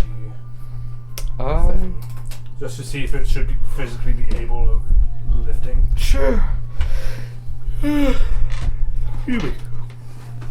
my initiative.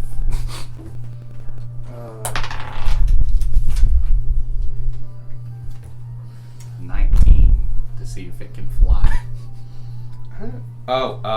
You take a look at that as someone who can fly. No, that thing can't fly. Yep. You're pretty confident about that. Squirk looks That over bitch has pathetic. as much flight in him as a pain. The fuck's it paying? What's the range on Cold Guiding Earth. Bolt? Yeah. It's usually really high. Go ahead and just look it up though. You Okay. have the spell. You don't have the spell, but you have access to the spell right now. I just need to get something real quick. And we don't necessarily need initiative per se. Just what do you want to like? If you want to shoot it, go ahead. I want to shoot it. I want to shoot it. I was gonna try to stunning strike it so we could easily get the sheep.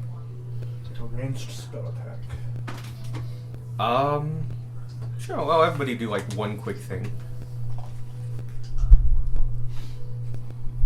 I can do something. I just need to really quickly go like look up owlbear. Make sure I don't miss anything. Or I could do an Omaira Musunduru and Misty Step next to it. Or closer to it. So I know what I want to do. Everyone just tell me what you do, and we'll just kind of go in a round robin. Cool. Stunning strike. Face. Get over to where you want to be.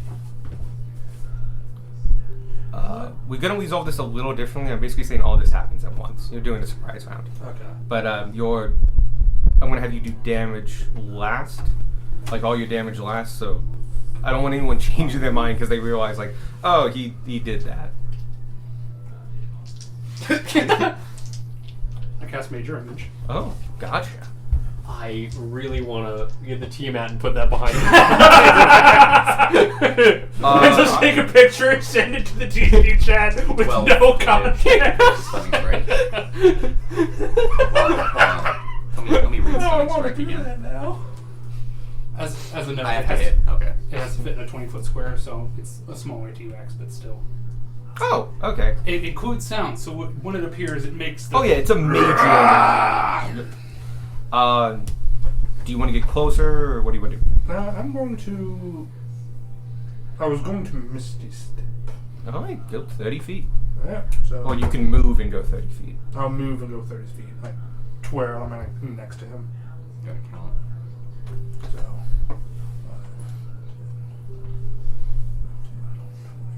You hear Sparky say somewhat quietly, the T-Rex is mine.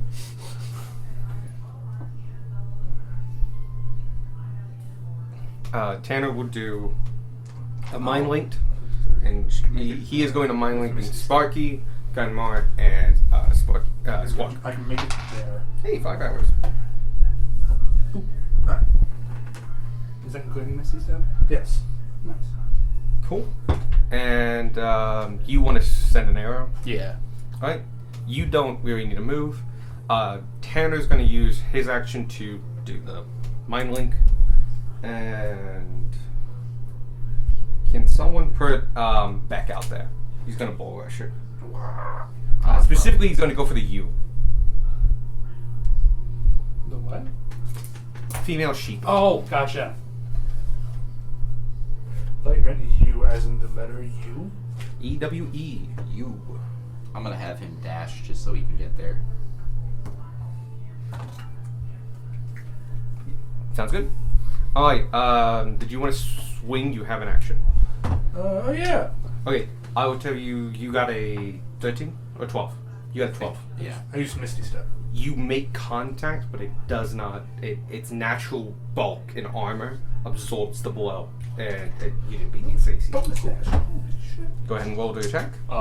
25. That does attack. That does hit. One. Nat one. Oh, you Misty Step, and like this is not your first time. The first time Gunmar himself using Misty Step. You swing as you exit, and you realize you didn't change your like direction, and so like you were going this way, you Misty Stepped, and you attacked air. Then you turn around and go, "That's the owlbear." Okay. You have 2 attacks, Okay. but your first one is just like, "Yeah, shit, yeah." That's a 19 plus numbers. That does hit. 20 damage. Gotcha. Second attack. Yep. Basically, this is happening once in a while. Just explain what happens. Can't use fancy smites. What is the wisdom of an owlbear? Yeah, it was a 26 to hit. Oh shit, I totally forgot. They have keen sight and smell. I not won my second attack. This is going.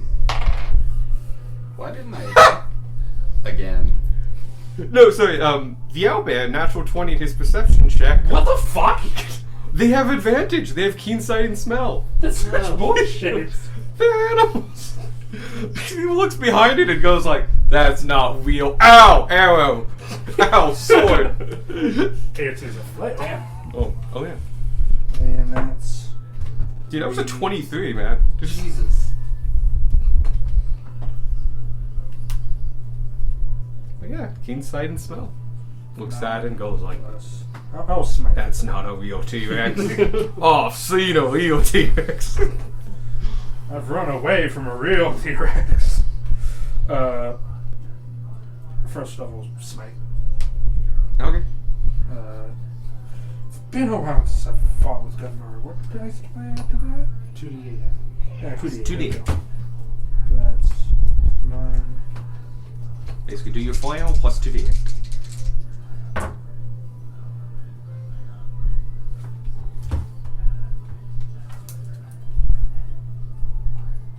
$17. Oh, right.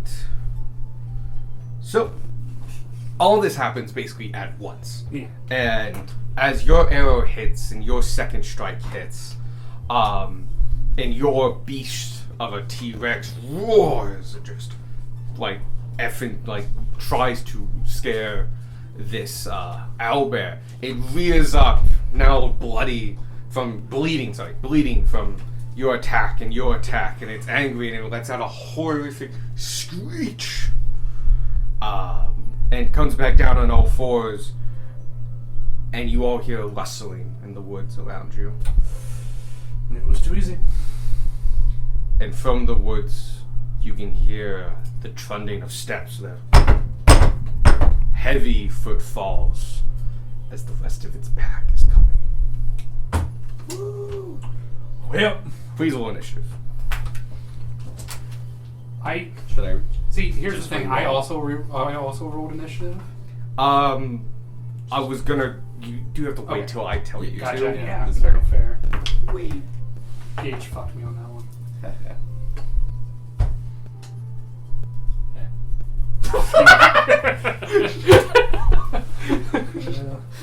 yeah. Time to roll for bag.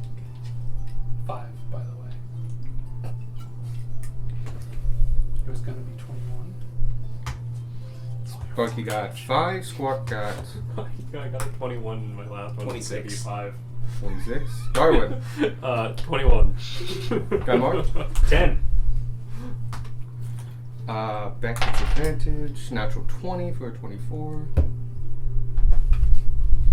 And Tanner got a 6. No. Yo, dope, Stonehenge. Huh. That's It's not actual Stonehenge, but it's like it's a circle. Oh. circles make a square. It's all these squares make a circle. Okay, we actually have some extra time, so I'm gonna actually fix something and mess something up. How many more bears do we need? Oh, yes. Could you give me 5 large Who's the ones? beholder? Please. And can you give me 1 huge? Oh god. Ba-doomp. It's just the dirty T-Rex. I do not believe you didn't get the beholder. Because we have so many bears. You're not wrong. That's kind of cool. I like that. And the hog, obviously. Because we don't actually have enough bears. And would you say large? Huge. We have the T-Rex. Huge. Unless you're still. Yes. Absolutely yes. Let's go. T-Rex is still there. Okay. T-Rex lasts for 10 minutes. Are these ones surprised by the T-Rex? They have to make a perception check to know if it's real or not. The monstrosities, not beasts, they're smart. Yeah, well, They can communicate. shit. I was already set before third. That's a Where's that third one? that's a lot of owlbears. Oh, that It is third one. We should have kept it. Told you we should have kept it. If we were nice, we would have had a pet instead of, It had a pack waiting for it. It would have just attacked us anyway. you know. Can we talk about this after the fight? No. Just yelling across the battlefield at each other. As you. There we go. Save. Sorry, I accidentally added them all in a group, but I didn't want them all to go on the same initiative, because that just ruins a lot of stuff. So I need your initiatives again. Sorry, Fuck, I don't remember. 5? I believe it was 5. Squawk was 26. 10. Darwin was 21. Yep. That was 10. 10. Becca wrote down. Becca was 24 because he got a natural 20, and I think it was like 7. he totaled 7. Cool. Start. In fact, if I cast it at 6th level, it doesn't require concentration and lasts until the spell. Sick. So we could just have a T-Rex just fall on it. So And this one. What? Can it move or does it stay in place? yeah, it can move. Oh, Oh yeah, It no, can move. it's- It can make noises. It can. It specifies that like it can make heat. It can make cold, just not enough to hurt anyone. It can make noises, just not enough to hurt anyone. It's basically it can do anything as long as it can't hurt anyone. Yo. And then this guy. Cool. Cool. You'll see where they come later. And That being said, it's completely moved now. first up is Squawk.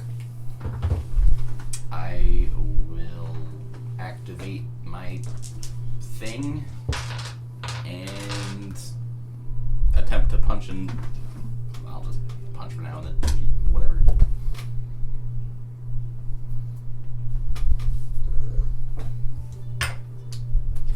$23. 23 hits. After your turn, you can change the battle music. Forced battle music. 11. Cool. 11 damage. No, that was another hit. I'm just rolling all my hits now. 11 does not hit. Yeah.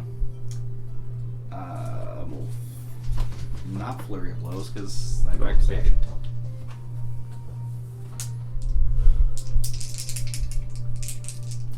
I'm gonna do fire.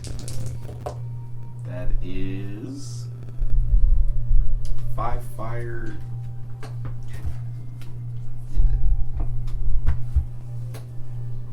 I'm assuming it doesn't matter, so that is 13 damage. I don't know if these guys are protected species. I'm not. They would have a tag, wouldn't they? Yeah. That was more of an individual, but yes.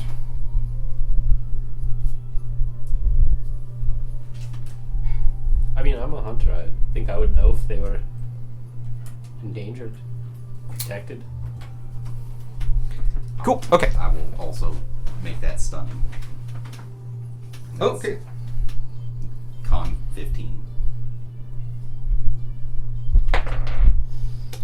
19 plus numbers, so it Yeah. is not stunned, but it is hurting a lot. Doesn't got a lot left in it. You guys have put a number into this thing. Speaking of which, Beck is up. Beck is going to spend his turn, seeing that you guys got this, he will pick up the U and run with it. He's going to run and dash, but because he's carrying something, he goes half speed. Can you move him 40 for me? And just try to get him straight yet. He's just going into the woods. I'm open back. He probably could throw it. I couldn't catch it. No, it's a sheep. Yeah. It's a full-grown sheep. I Yee. could try. Ah! He's off the thing. Beck makes a fling attack at me. That's Beck's turn. He will not angry because that would just be a waste of it because he's not getting attacked. But he sees you guys got this, so he's fine. Darwin, you're up. Okay. I will do the thing, Hunter's Mark, attack. It looks pretty bad. I'm not going to sharpshooter.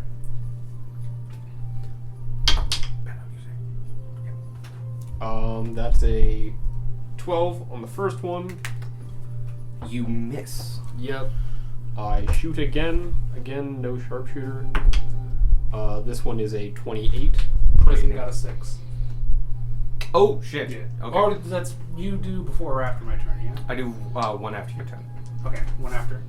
Well, because a lot of summons with Tasha's became one like just after you, and I really do like that. It really helps a lot. I think I'll go with that. It's just you plus 1, because it means I also don't have to add them to. I would have to literally make a character called Your Familiar, and it would also mess up my weight, because it would weight it as a whole character. Gotcha. 11 damage. 11 damage, and with that, it falls to the ground. The last one piercing a vital organ, and it slumps over in place. Alright. But you all can still hear the thumps.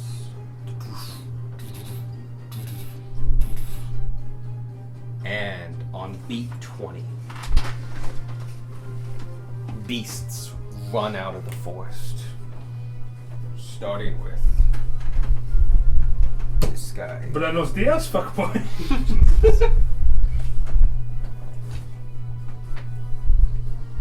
Bursting out of the woods. Oh dear. That one's too close. I'm gonna say this one went there and fucking bolted, so it's a little behind. So this one's dead. That one is dead. Actually, if you leave its body just turned on its side.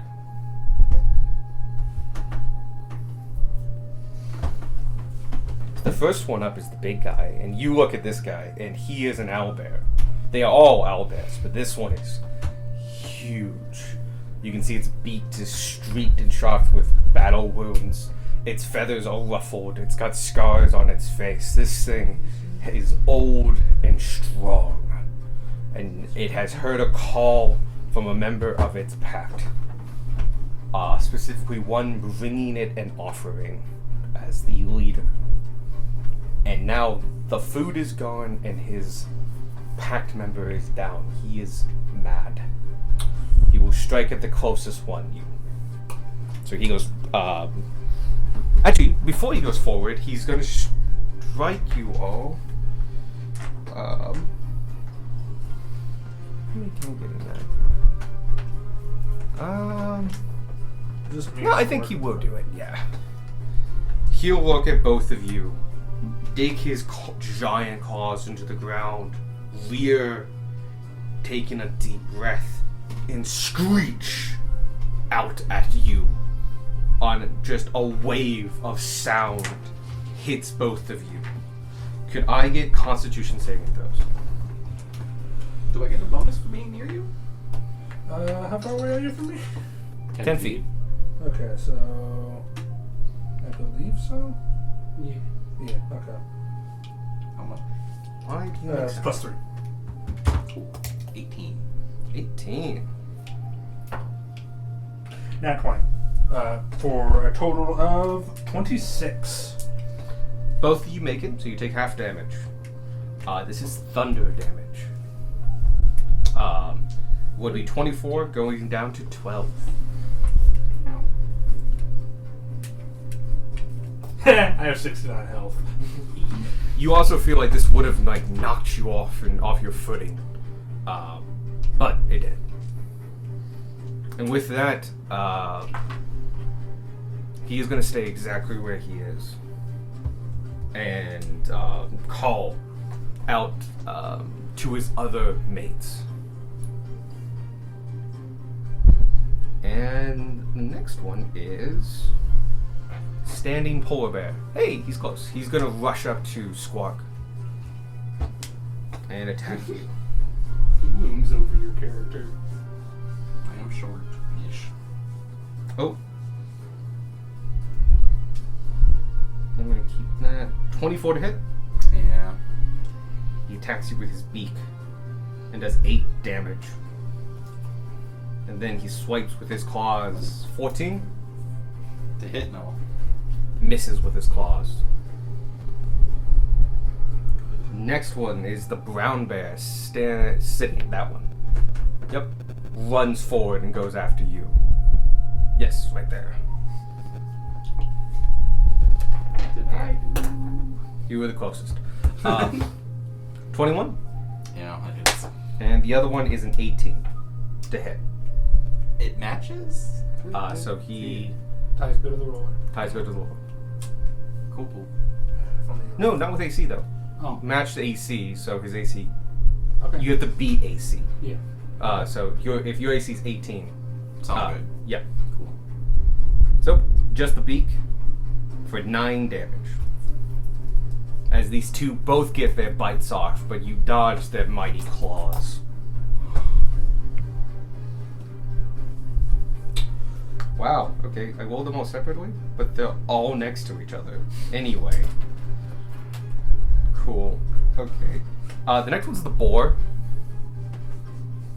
And it's going to run after Beck. Beck is basically 5 feet off, as far as need to be. 20. Cool. And that is 21 to hit on the first one, and 15 to hit on the next one. And Beck has AC 22. So, misses both. As he dodges and weaves. This is without I'm a saying the slow 21 like reaction. scrapes against his shield that he has.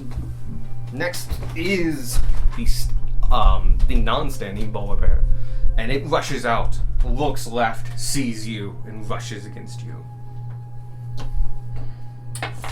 This is the day The that first he one dies. is a 9. No. The second one is a 19. Yes. With that, I use cutting words to reduce. it swipes with its claws. You miss the bite, but its claws connect for 14 slashing damage. Yeah.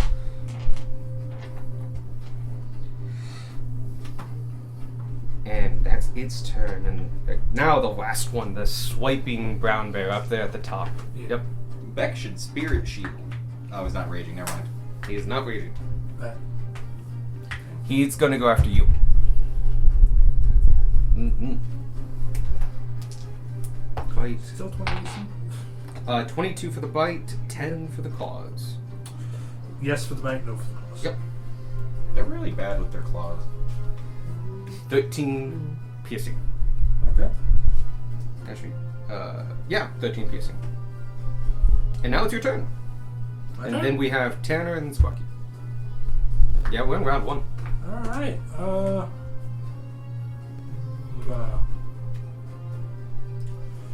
I'm going to actually I'll see if I can take an opportunity attack from this guy just to get 5 feet closer to Squark so I can use my protective wings for him. Okay. That does trigger because he has a reach of 10. Yeah. You didn't actually know that. He was not within 10 feet. I was within 10 feet of him. and Yes, then but hit. he attacked you. Now you Yeah. know he has a 10 Yeah. foot reach. Do-do-do. Still 20 AC? Do-do-do-do. He can only do that with this. 19 scrapes off your armor. Bitch. You feel the weight of that strike, though. It does no damage, but it barely missed you. And like the tips of the claws scrape across your armor and your back. Alright. I will attack Mr. Brown Bear. Cool. That is swiping brown bear. Striking Brown Bear, yes. He's the only one I can hit. It's mostly for me to keep them in order, because they're all just alphabet A, B, C, D, E. E. Alright, and whoop. That probably won't hit, but Next is Tanner, then Sparky, and then we have Squark, Beck, and Darwin. Oh, I do need to roll to keep Hunter's mark 15. up. 15 does hit. Okay, cool. Or I'll just do both hits. Cool. Oh yeah, that's concentration, isn't Yeah. I rolled an 8. That's not enough. it? It drops. 10 this time. Doesn't hit. Okay. So just the first one. That's the first one. And I'll go ahead and hit him with another first level smite. So that's 3d8.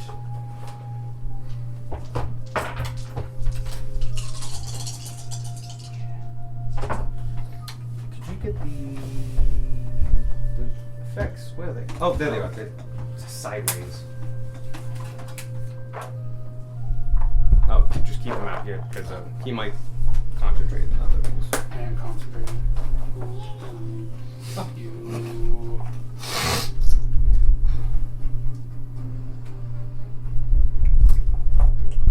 Damage. Okay. I will also need to concentrate here in a moment. Alright, and that is my turn. Cool. Thanks. Tanner's up. Tanner is going to rush over to the boar. You, which I believe is 30 feet away. On it. Close enough. I feel like Yeah. Beck can handle an owlbear though. And attack. Beck is carrying the sheep. Ah, you're right. Oh, he dropped the sheet. Oh. That's a 5 for a plus 9. That's actually a plus 8. No, it's plus 9. So that's 14. That does actually hit. Oh shit! You know what? I should have brought her up. 1 second, so I can listen.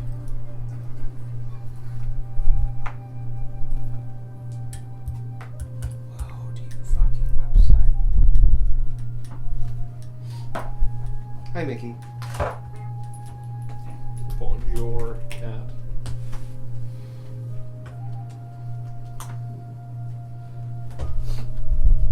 He's been a little less like happy lately. Oh, he loves open doors. His cat Nyx Yes. will actually open, like, because our cabinet doors have a little indent on the top where you can open them. She will grab onto that and then write it as it's opening. Yeah. Beautiful. Okay. Cat. Oh, it is a plus 9. So yeah, 14. 14 does hit. It does 1d6 plus 6. Do not make a sound, I fucking dare you. And then sneak attack is 4d6. So 26 damage total to Boar.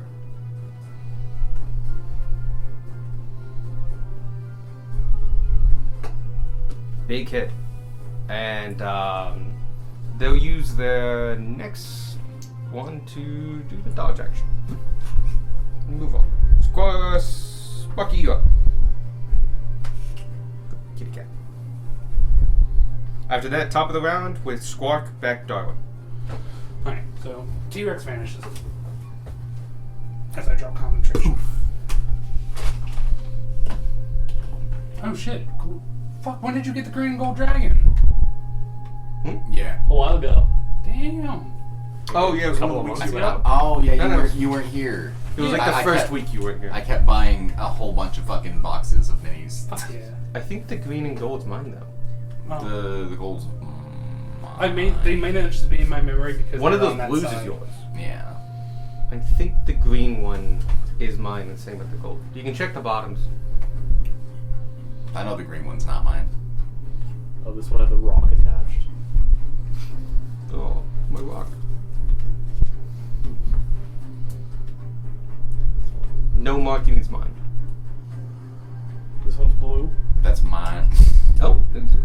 One of those is his. We don't know which one. It's very important. Looks like this one. What you up to?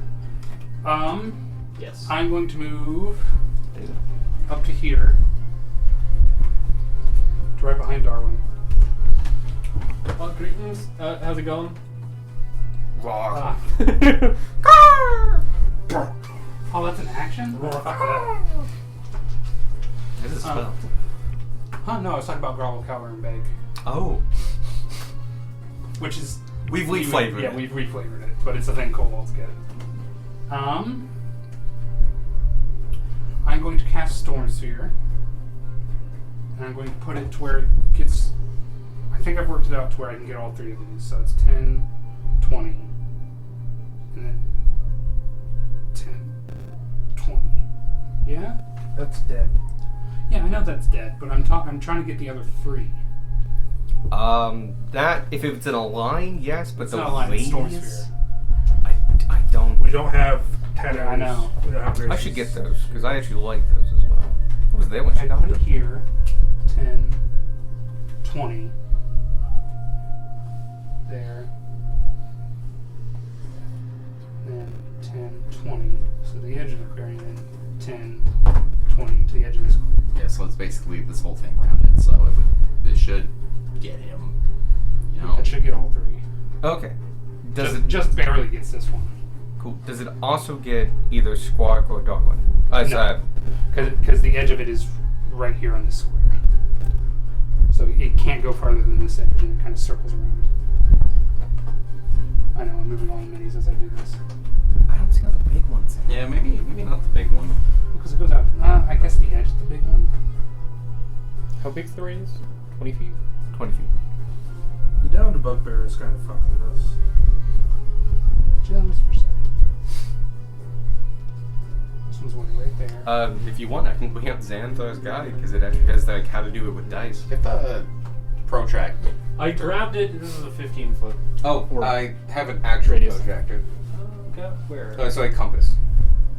It should be in that big one. Should be at least. Oh, this. Yeah. Yep. Now you can just measure it out and spin it to get your radius. Don't pull. What? I don't know. I've never used a compass like this. They usually have the numbers on them. It's for drawing, Okay. to making circles. That's why it has a nub. Yep.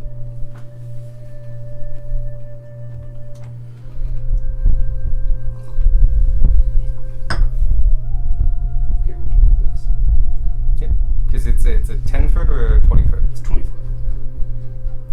So yep, just put it on the corner of one of them. 10,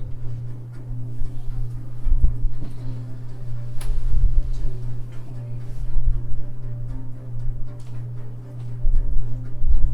This is great music for this. Okay, so I want to put it there. I just want to point out, the one side's a pencil, the other one's a point. If you Yeah. want to put the point down in the I middle. think he was trying to not stab it. That's okay. I think these are mine, so. Okay, so it gets that one. Mrs. Gunmar. Mrs. Gunmark gets that one. Ah. Yeah. Well, he clips into his square. Yeah, it clips into the square, but it doesn't hit like the round base of the mini Yeah. since it's cut off. God, I do not. It's Okay, here, how about this one? Ready for this shit? that definitely does it. Fuck. I think you have to pick two. Is how it's coming. Big down. one, big one, and small one. You could do all three if you made it closer, but you will hit like one of these guys.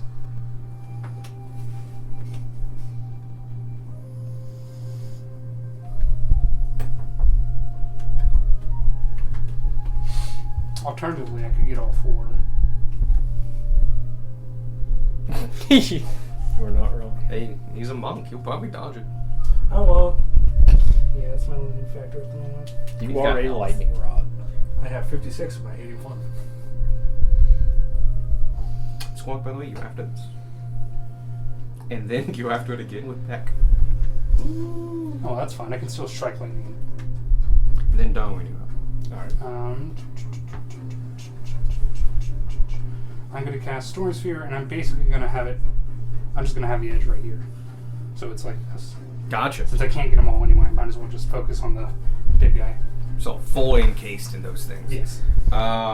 What do they roll? Each creature in the sphere, when it appears or that ends its turn there, must succeed on a strength saving throw or take 2d6 bludgeoning damage. Cool. Big guy rolled a total of 10, so he failed. And other owlbear. That one wasn't even in the right spot because this was where the owlbear was. Oh. Oh, I shit. couldn't have gotten all three of them anyway. The other one rolled a 24 total. Oh shit! Good for him. Yeah. Fucking dick. Which one? The small one succeeded. So it's 2d6 bludgeoning damage. Is it just bludgeoning? Can we see into the storm thingy? I think yes, it's just loud. The sphere. Oh, we couldn't see last time because we had fog and the storm cloud. Yeah, this is just loud. Okay. And the time Creatures- before that, there was a wall of thorns in the way. I've really nailed putting this in inopportune places. Just you can't see shit. 6 damage. Bludgeoning. Yes. Cool. He takes it. And then I use my bonus action. Is that it? Doesn't it also do thunder or something? Yeah, that's what the bonus action I'm about to use is. Oh, that makes sense. Okay. Okay. I knew it did more Anyone damage. inside the sphere that ends their turn there takes damage. But anyone within 60 feet of the center of the sphere can get struck by lightning. Gotcha. Do you shooting? Small am- guy, big guy. I Oh, can no, fuck that. You can shoot like anybody. Yeah, I can shoot anyone, but I get advantage on people that are actually in the sphere. That would be small guy and big guy. I'm gonna go with the big guy Cool. Do I make a save or do you attack? with an attack roll. Cool. You use a bonus action on each of your turns because make a ranged spell attack.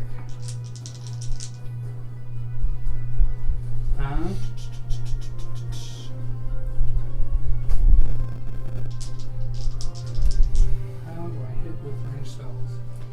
Oh, sorry. The owlbear got a 21, not a 25. Okay. that's Still fine. succeeded, but I want to correct the math. So that's a total of 30 with a natural 20. You are rolling dice, so it does double damage. Cool. What spell did I just cast? Storm Sphere. So it's 46 lightning damage. Oh, I should probably think about Vex's turn. Hit. Smack. You should rage and hit Yeah. things. Yeah. The barbed Tanner's blade over there things. too. Just throw Tanner for some reason. Grapple Tanner. If he's currently dodging, it would be harder. And fun fact, only Darwin really notices this, but as he casts this spell, you watch as, obviously he's in battle, so the lightning in his eyes, you watch as one streak of it and electrocutes the bear. The Cool. polar bear. Heart of the Storm. Never had to use it before. But he, sitting polar bear takes 4 damage. Woo! I'm just like defending myself from owlbear. I'm like, oh, that was really neat. In very close. Yeah. 24, 34, 40 damage. 40 damage. And lightning, Yeah. you strike the giant bear. And something interesting happens. His claws dig into the ground. You see his muscles ripple. And it hits. And you see him furl and crouch. And you see a lot of the electricity ground. And he doesn't take it quite as much as you expect him to. He is resistant to that type of damage. Oh, son of a Son of a bitch. bitch. What the fuck? He's a giant mystical beast. He gets in a resistance. Son of a bitch. What are we gonna do now? That's my whole fucking bit. He's also resistant to bludgeoning attacks from non-magical weapons. But so is everything. Until Oh, I hold on. Bad. Hold on, I can do a thing. Sorry, I've lost all thoughts that were in my mind, so bear with me. Owlbear. No thoughts, only owlbear. Rawr. No thoughts, only.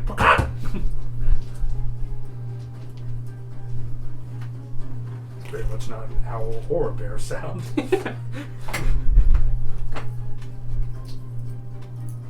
I need to check the wording on my skills. Is it giving someone extra damage or disadvantage or something? I'm gonna see if I can use a power spell. Even though technically it was an effect of the spell, the lightning bolt, and not actual casting of the spell. So I want to see. It does have to be the casting, I believe. No, when you roll damage for a spell, you can Oh, spend never one mind. sorcery point to reroll up to 5 of the dice. I'm going to do that with this 3. So, Okay. it's a 5 now. So instead of add 4 more damage. Cut in half. So 2 more damage. Yes. Fuck. I forgot already about its resistance. It's a good thing that we know that. And then, since I used a meta magic, Be sure not to use electricity on it. That is quite literally my only ranged option. Yeah. You have your guiding bolt right now. That does I range. do have guiding bolt. Darwin's Also, also side note, sees you're also close to it. out of one of the daggers at his hip, you watch as the crystal sort of cracks a bit, and out of it worms this long tentacle that just whoosh, cracks out at the polar bear. I need a charisma saving throw for that polar bear. Oh, good fucking luck. Since when could you do? Never. I'll. What We'll discuss this later. abomination bullshit 11. is this? 11? No. Now let's see if it's resistant to Oh, I'm psychic sorry. damage. 7. I added, not subtracted. That's fine. We'll see if it's resistant to psychic damage. The owlbear Yeah. That is 15 psychic damage. makes all 15. Yeah, I know it does. That is sitting polar bears. That's number 3. 15, right? Yep. And you just saw Sparky passively deal 19 damage to this polar bear while he's attacking other shit. That. Oh shit! Did that other one actually get hit? Yeah, he took 4 damage because it accidentally. Yep. 19 damage total to that thing passively. Nice. With that, that is your turn. Yep. And Squawk, you're up. And then Beck, you're up. And then Darwin, you're up. I And then turn. bears. I turn towards Bears. the standing polar bear, and Are you within 5 feet of him? Technically, Yes. reach. Oh. You do have reach. And also because the bear smacked him. Yep. Like I know, like the bear definitely did. You just didn't look like it. I'm just gonna roll. I'm gonna do flurry of blows and just roll all 4. Cool. 27, 27 hits. 16, 16 hits. 17, 17 hits. and 22. 22 hits. All 4 hit. Wow, crazy, a 22 hit. But 16 also did. 14 damage. They're resistant to monk damage. Are they immune or resistant to force or fire? No. Then it doesn't matter. No, it So- says monk specifically. Yeah, no, monks deal half damage to owlbears, didn't you know? It's like a common thing. What a dick. It's because owlbears also know karate. 14 damage. Another Just look 14. at that gif of just a fucking bear up on its hind legs and he's just fucking Sparta kicks it. Fucking kung fu is 10 Kung Fu owl bear. and 18 damage. And let's throw a stunning strike on that. Cool. It is barely standing after you're done. Get it? And- Barely. Which blow do you want to... You hit with all 4, so which one do you want to be stunning? Actually, because you rolled all 4, it has to be the last one. Yeah. Because if it would have failed, you would have gotten an advantage. Should do it on my first one. It's a con save? Yeah, 15. 19. Damn. What a 16. Well, How many times have you actually succeeded with None. Like, None. it's gonna be real fucking good when you eventually do, though. We're on the It's final gonna be like, boss. yeah, like at a clutch moment, like not charm person, but calm emotions. then I'll let you know he is barely standing. You went like douche all the body points, and there's like no blood, but it's like twitching in place. Like it's having a difficult time moving. And that's Squark's turn. And then Beck will rage. Well, And unlit. Actually, I'm gonna go around to the other side for advantage, and then unlit flame tongue. 23. 23 hits. This is boar, right? Yep, Borg. Yes. Poor. Borg's going to die. Poor.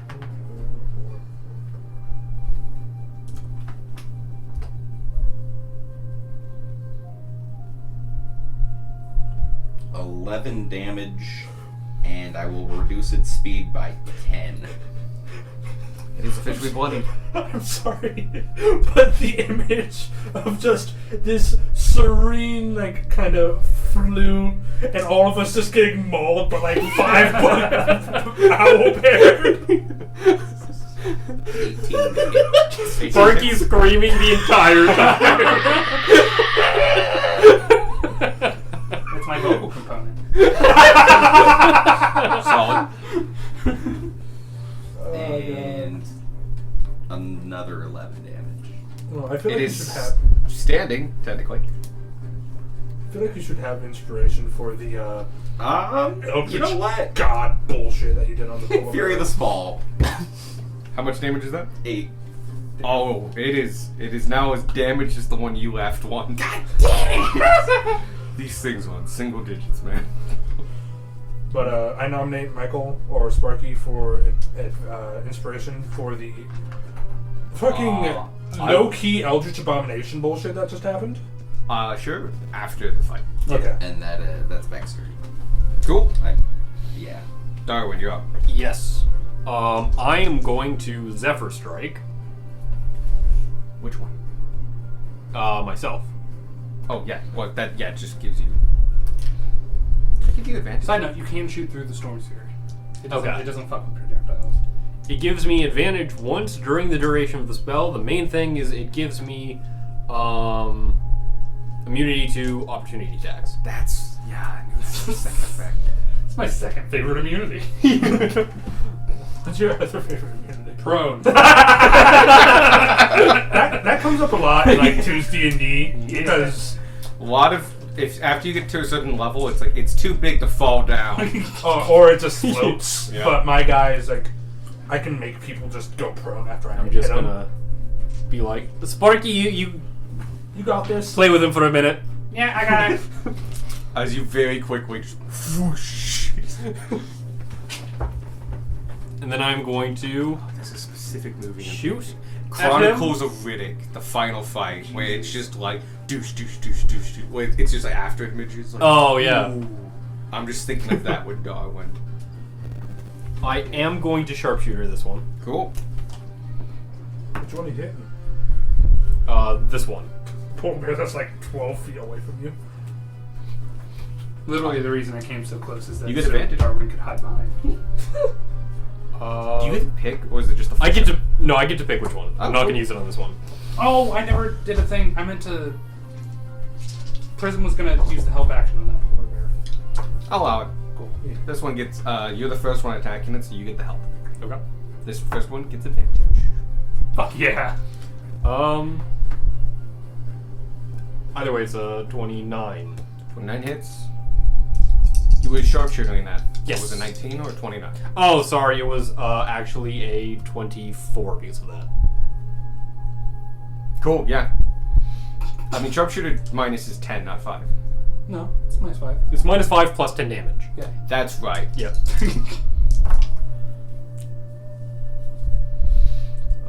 21 damage. It's bloody. Then I'm going to shoot at it again. You watch as Prism's distracting it by like herring its face, just like, what you gonna do, bitch? And then it gets shot. Sharpshooter again, by the way. I'll allow it. Okay. And I will use my advantage on this one. Damn. Shit. Do you have to announce the advantage before you make the roll?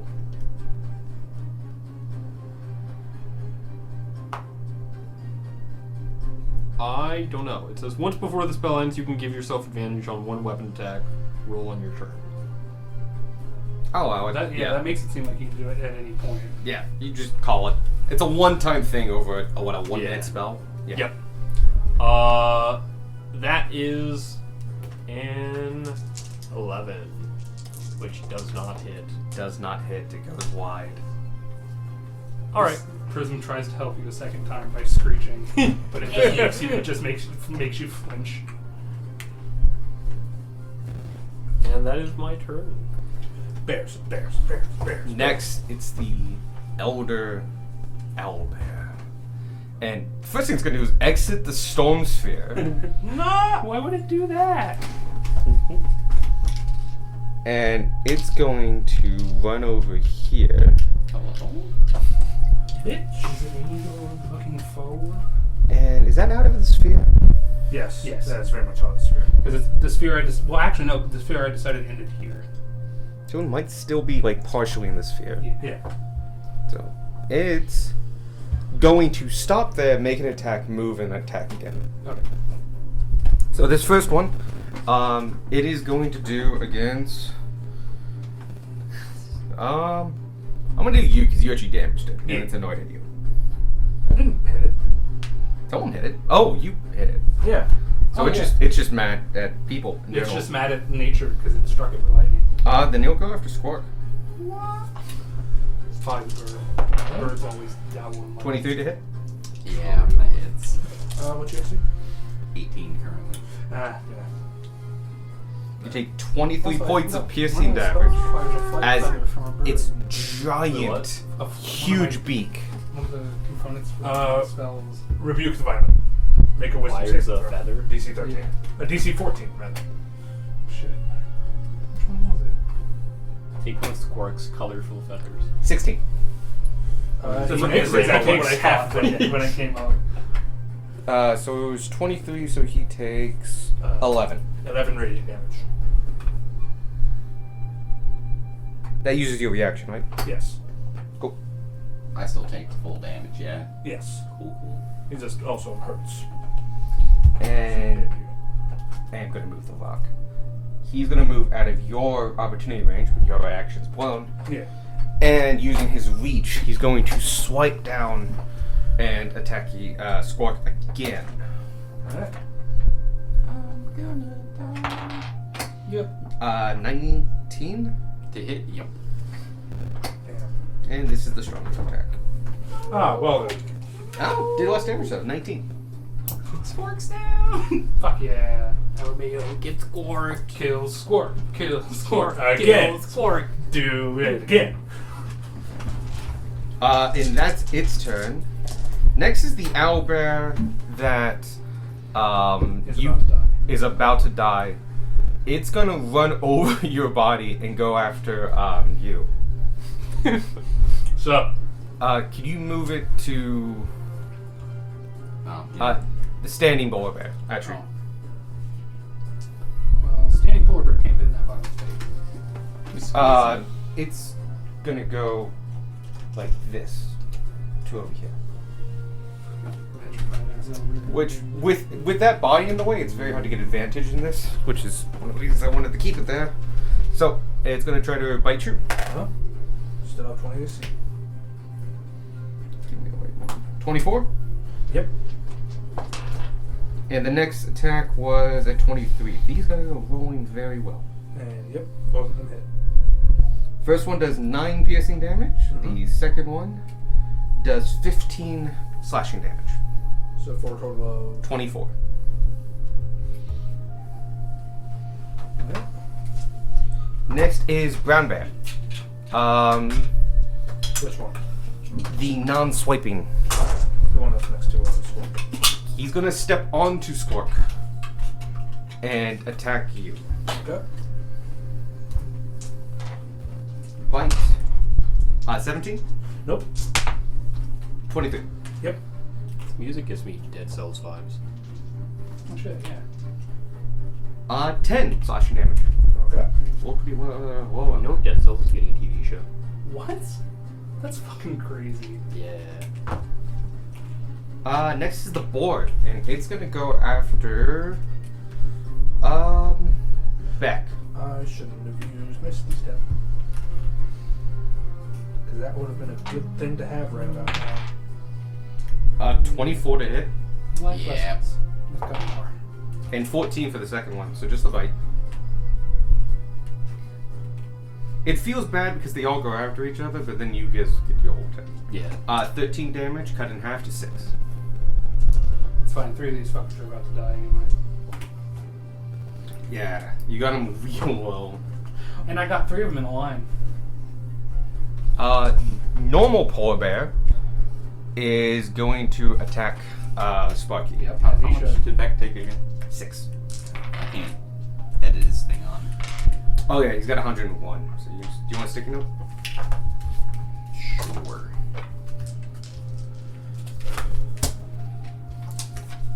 Sparky, Yeah. 10. To hit? Yep. Fuck no! 22. That does hit, yes. Rolled really well against Gunmore. 15 slashing damage. And please make a concentration check. Fuck. You just have to beat a 10. Well, I'm not going to. You can. That's No. the spirit. I get a +5. So that's something.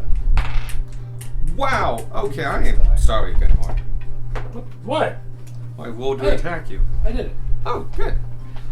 Swiping brown. Yes, very much. Swiping brown bear is attacking you. Cool. The first one was a 24. Uh-huh. Second was a natural 20. Okay. The first one, 11 piercing damage. Uh-huh. And the second one, 25 slashing I'm damage. down. Oh shit. Yeah. Oh, shit. We're fucking dying. We're dying. Shit. Send a message now, please. Who has the stone? Sparky does. Sparky, Hello. Machiko. I am a ghost. Haha, just kidding. It's me, Vonnie Bushwhacker, the druid from your group. Remember? Well, anyway, I wanted.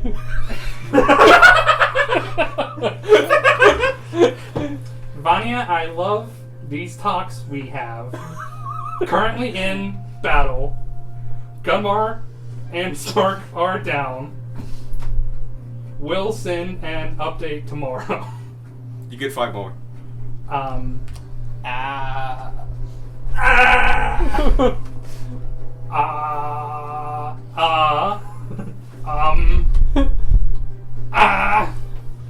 Bear. Ow. We're fighting like 1, 2, 3, 4, 5, 6, 7 owl bears. Don't climb through the window. Do it. Do it. This is gonna hurt. Do you want some help? Now I'll stay right here. So yes, you get that worrying message. Cool. Alex. Solid. Solid.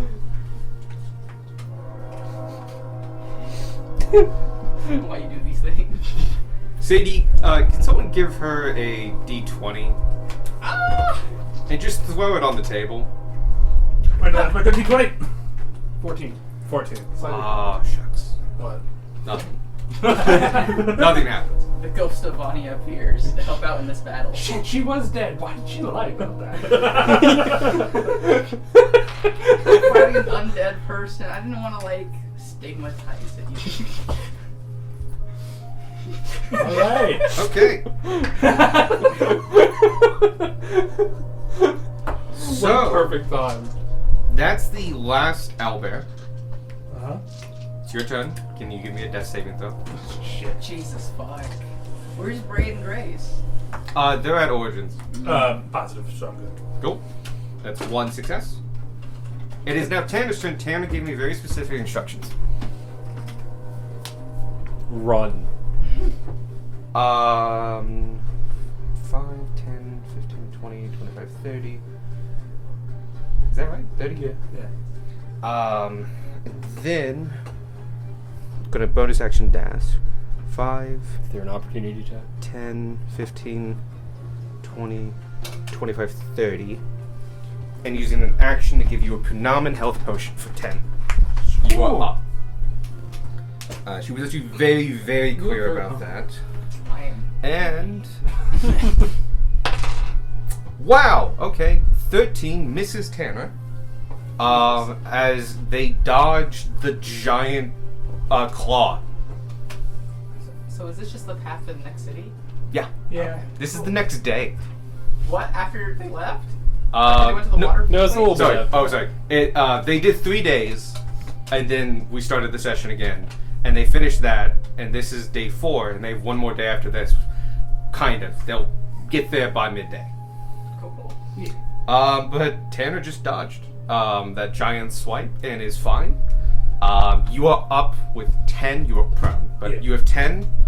Can I just? I can. No shit. She had 2 of them. Oh, someone write me a note that she has Punaman. Did you delete the? I deleted everyone. She had 2. I deleted the item, not the -1. It's a thing. No, don't leave. We miss you. Fare thee well. Goodbye. Oh, wait a minute.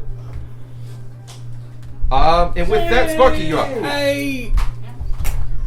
Hey, a bunch of these are near What death. doing here? They're just Cool. also doing damage. Which ones are near death? Yeah. If you want, you can This control one, Darwin. this one, Standing this one. polar bear Standing polar bear. Yeah, that's good. is like barely holding Yeah, on. he's dead next. Boar is barely holding to on. We're gonna forget about Boar for now. And polar bear, the one near you, is well past bloodied, but not as bad as them. Okay. Okay. Cool. Cool. My turn. Yes. Cool. Ow. Stab in the foot. No. Sparky is going to Kill me later. 5, 10. Yes. This is the 50 feet. Bam. Bam. Hits all 3 of them. Yes. What is it? Lightning bolt. Oh, gotcha. That makes more sense. I believe 4th level? Whichever one gives me an extra d6. 4th level. Yeah. They're fighting owlbears and an elder owlbear. This the big cat. We thoroughly checked to make sure that they are monstrosities and not natural creatures first. One was eating a sheep. That was Is still. that like a goblin versus a hobgoblin? No, monstrosities can be and very much are part of the natural order as well. No, I mean like the Big owlbear owlbear. versus elder owlbear. Not quite. It's just a really old one that's very strong. It grew in power by surviving and staying there and stuff like that. It's just an old one of its kind. It's a dire owl bear. It's like Darwin. Sure. Could this be one of my people? No. Exactly. It I is mean, not. technically, every person is part of Darwin's people. I'm Darwin's bones. I'm going to use empowered spell. Cool. I need to save. What do I roll? Oh, Dex. I'm pretty sure. Just a fucking- Dexterity. Looks at a Okay. snake brother. Big guy got a 14. Underneath all of that skin and flesh, you were just like me, only longer. Did I pick the only animal that has What? Holy That's like shit! bones. Hey, You're good. double ones on the other guys. Oh shit! So none of them succeeded. None of them succeed. Oh, fantastic. So That's a fucking go. these ones are staying as they are. I'm re-rolling these 5. Because I can re-roll it to my charisma. Wow, that was moderately better. 6, 12. That was a 3. 18. 22. 25. 30. 33. Lightning. Yep. So that's 16 to the big guy. Oh, fuck, that's right. He's resistant. Fuck that guy. But standing He's polar resistant to bear. lightning. Standing polar bear is well dead. And the one near you is well dead. Cool. I'm gonna use Sick. my The lip. since I used I'm gonna use my since you weren't right here. Darwin sees the gem on one of my daggers crack open, and a long, slimy purple tentacle reaches out and just slaps at the big guy. How far can that reach? Oh, 30 feet. 15. God damn. I mean, yeah. This is 40. So yeah. 5, 15. You would have to think move closer, but yeah, you could totally do it. This space is 30 away. Cool. I will move. I will step on top of the bear. If you can reach from there, that's fine. I'm going to step on top of the bear and I can reach. Cool. How much damage? I don't know. I'm still getting used to this ability, so I don't know the damage. Item, actually. Squark, you're up next. Oh, it's And then you need to Vex. make a charisma. I'm save. okay. Well, Squark is down. 18, and then so Prism. 16. I think that's not enough. Can you do prism stuff? Yeah, my DC is 18. Oh, yeah, he fails. So he takes 3d8 psychic damage. Ooh. Sorry, 3d6. Oh, still. That's 8. 8 damage. Cool. And then it's Prism's turn. Prism's gonna start buzzing around this guy Cool. and using help action. Nice. Did you use your bonus action? No, I did not. There you go. You can Oh. lightning strike something. Yeah, I'm gonna lightning strike 4. Cool. So give me attack save. Don't think it. No. Because even at half 18? damage. He rolled 5. Well, he rolled 4. He got 1. So 5 total. So that's 46 damage. Bye, Sadie. Bye. Oh. Oh. So we're focusing on owlbears. Well, that sucks. You- 7 damage. I'll let you know. You rolled 4 dice, right? Yep. You could not fail this. Oh, good. He had 3 health. Which one did? Oh, I'm sorry. That's the wrong one. No, it isn't. Wait, 1, 2, 3. 1, 2, 3 is 4. Yeah, he had 3 health. Cool. So who else? Dead. Yeah. Yep. You guys got him down to like super low. I just And- got a triple kill. Yeah. I'm gonna. Nice. That's the thing about D&D is that a creature is just as deadly at 1 health as full. Yeah. I'm gonna use my reaction on that. Oh, For Blood Maledict. My Blood Curse. cool. Sorry, excuse me? Sorry, not Blood Curse. I don't have blood. Yeah. Anyway. No, that's not the point I was concerned about. On a side note, the only person in reach, I think, is Beck. Oh, I can yeah. get it to move half its distance. Oh shit. Okay. They can move 40 feet, so 20 feet. Yes. As long as I do the Amplify effect, which I need to deal 1d4 damage to myself. 1. Ow. Yeah. Attack him. One of your bugs just falls off. And it will move. Half its movement.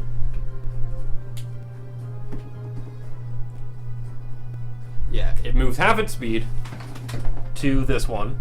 That's enough, right? 10, 15. Yes, that's like that. Okay. You are within distance. You can do the swipe. And then it makes an attack on it. It has 2 kinds of attacks. It has beak and claws. Claws do more damage. I do that one, and it gets a +3 to its attack roll. Just a flat +3 or on top? On top. Okay, so this is This is fucking dope. that is 15, which just hits. Okay. And can you roll 2d8 for me? I'll let you do can. the damage.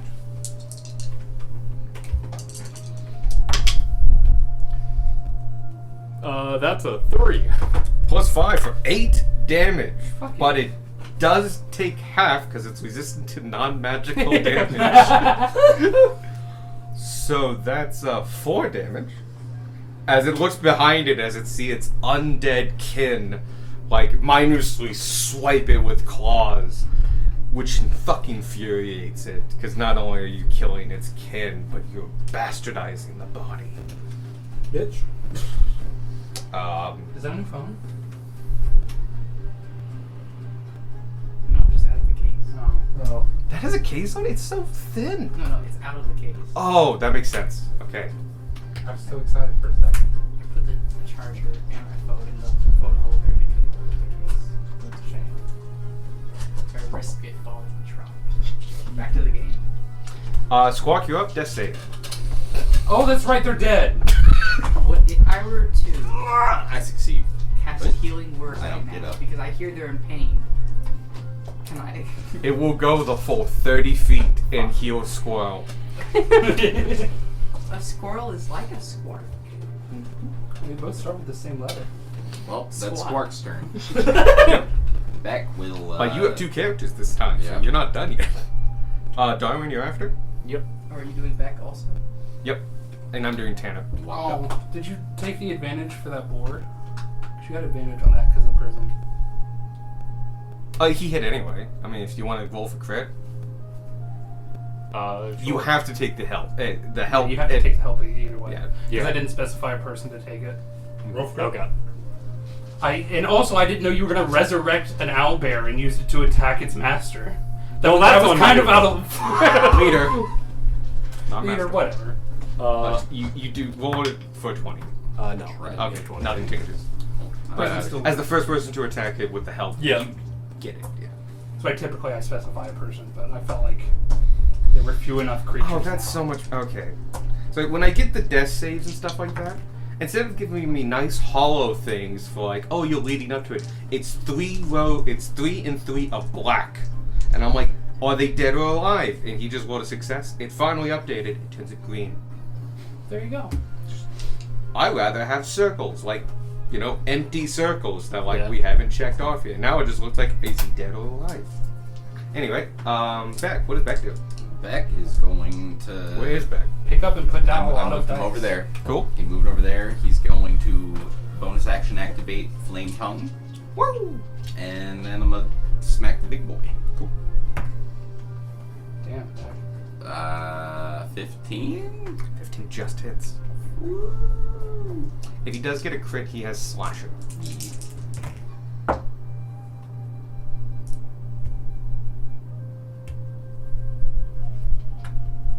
Native American battle music. 9 Heavy on the flute. slashing and 6 fire for the first hit. So he takes the whole 15. Oh, I think this is monumental. Yep, he is officially bloodied. That's a 13. This time the bulk of him takes the sword and repels it. You don't so much as miss this as just not do damage. He's fucking huge. He's gigantic. Darwin, you up. Okay. You get the bugbear that's like on top of Squirk. Oh yeah, Me? you're currently being crushed. Yeah, it's okay. Yeah. Not like damaging, but you are being stepped on. Which means I can't get you. Slowly. Oh, It's you a, it's a can. matter of respect. If you're within 5 you're feet. getting knocked. Okay. You can lean down and touch it. Okay. He's just gonna wake up under a bear. That's fine. That's way better than his current situation. I know that Yeah. doesn't sound right, but I'm going to drop my spell and Hunter's Mark instead. what are you dropping? Zephyr Strike. I thought you already used Zephyr Strike. I reread it. Apparently, I don't drop the spell after using that. It's only I can use that once during the length of the Gotcha. spell. So you still get like the free Yes. movement and all. I didn't know that until just now. Anyway, I'm dropping it. And Hunter's I now know Marking, how this works. Big guy. Fuck off. And then I will shoot at him with a.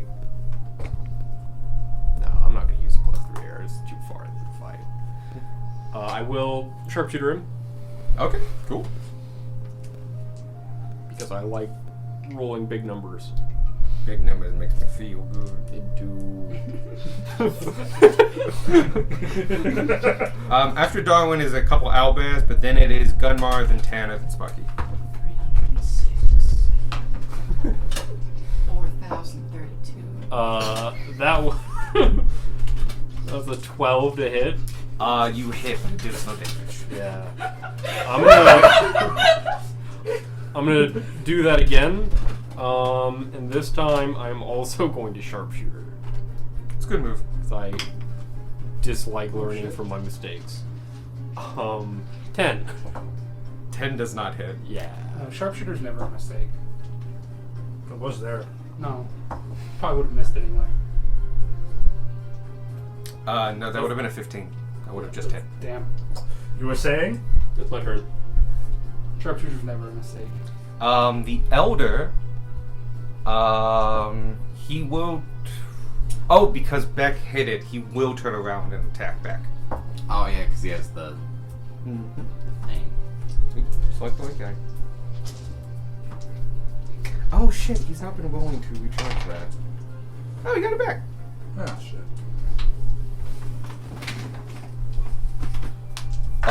This guy's dead. Does he die again after being reanimated? Oh yeah, he gets a attack. Yeah, gotcha. He's gonna run around and push him out of the way with his bulk. And this guy will get hit. But so will all you. As a cone screech comes out again. Can I get everyone, including you, because you can't actually succeed on this, can I get a Constitution saving throw? From everyone? From everyone. Including my bear. From people Oh, in this everyone in cone. the cone. And everyone in the code. Sorry. Okay, that's why I specified and everyone. Sorry, everyone in the code. My bad. I rolled a 17. That's very good. Is it con? Is it? It's con. I'm going to use a fate card, which gives a plus Save. 1d12 after making a saving throw. Okay, my bear succeeded.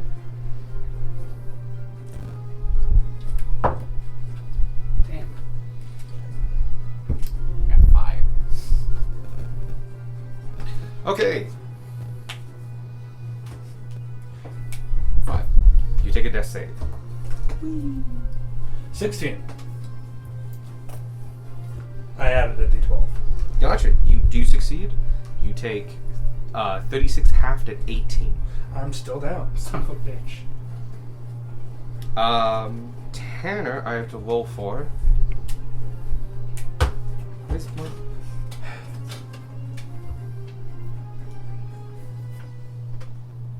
God damn it. Give me a second for Tanner. I don't have to. That's a positive. So Tanner takes 18 as well.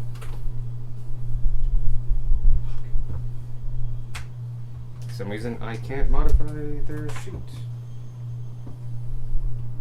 But that's his turn.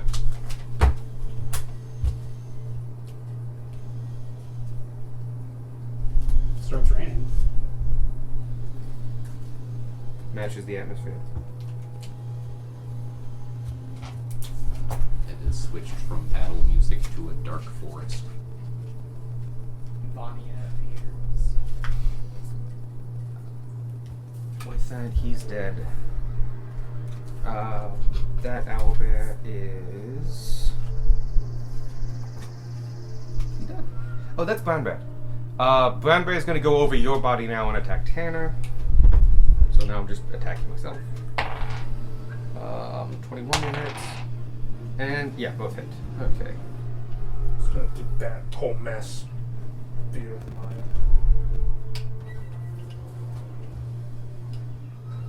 So...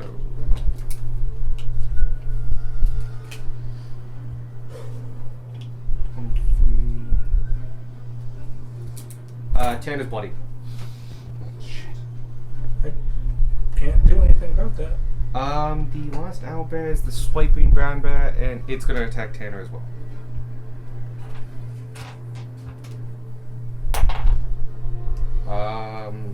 That's Tanner's AC. Miss and bigger miss.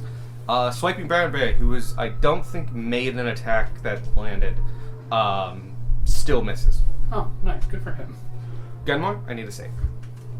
It's okay. Your saves have reset. Oh yeah, Hey. 12. you make a success. It is now Tanner's turn. And Tanner is going to, because because he doesn't want to risk opportunity attacks, is going to get you up with his second phenomenon potion. Which is Good job solving 10. that problem from earlier. Just going to take this sticky Another note 10? and throw it away. Put you at 10. Cool. Can't wait for that to go away again.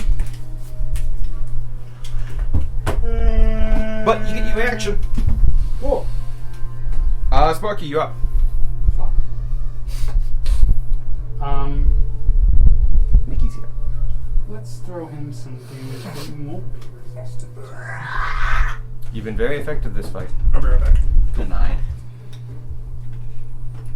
Remind me, the wand of magic resistance, it's one of the ones that breaks, yeah? Yes. But you need to, like, use all its charges and roll a 1.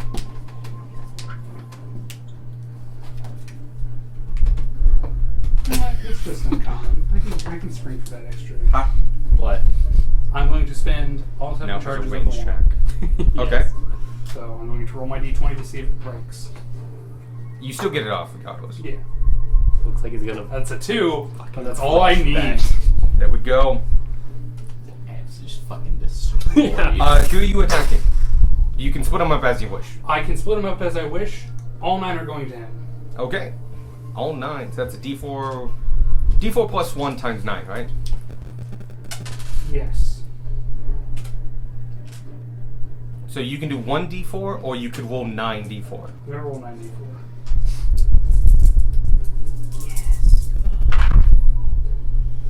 So Nine. 10.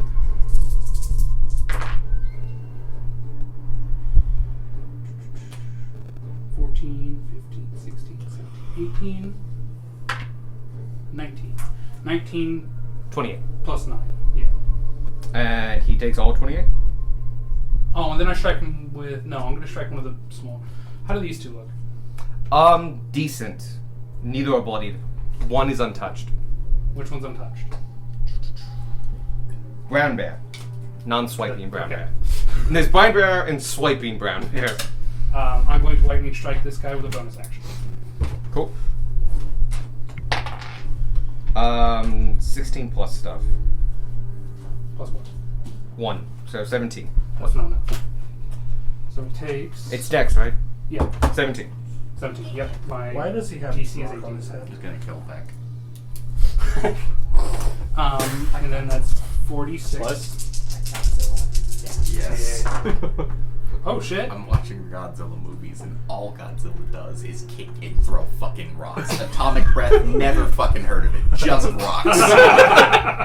Because you know what atomic breath is? Special effects and budget. 19 damage. Big hit for him. Yeah. They are now at the same life. Cool. Who? What? And both No, I brown hit the bears. damaged one. Oh, you hit the damaged one. Yeah. And it gained life equal to the other one. Perfectly balanced as all things. That's unlocked healing. It is past bloodied. Cool. And with that, top of the round, Squark, give me a save. Or 20, you fuck. No, I failed. Swear to God, if you die again, What fail are you at? That was 2. if I don't get fucked over by bears, I'll be able to get you up. It's next turn. Oh, advantage. Just the first attacker for like. Just the first attack. Cool. I smack. Oh, he crit. You could have done that one roll ago.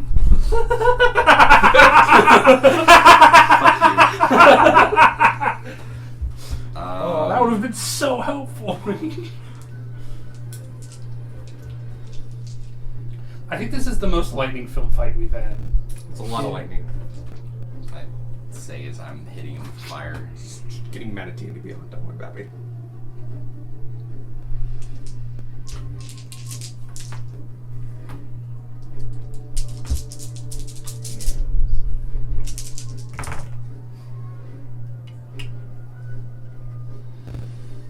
Oh my god.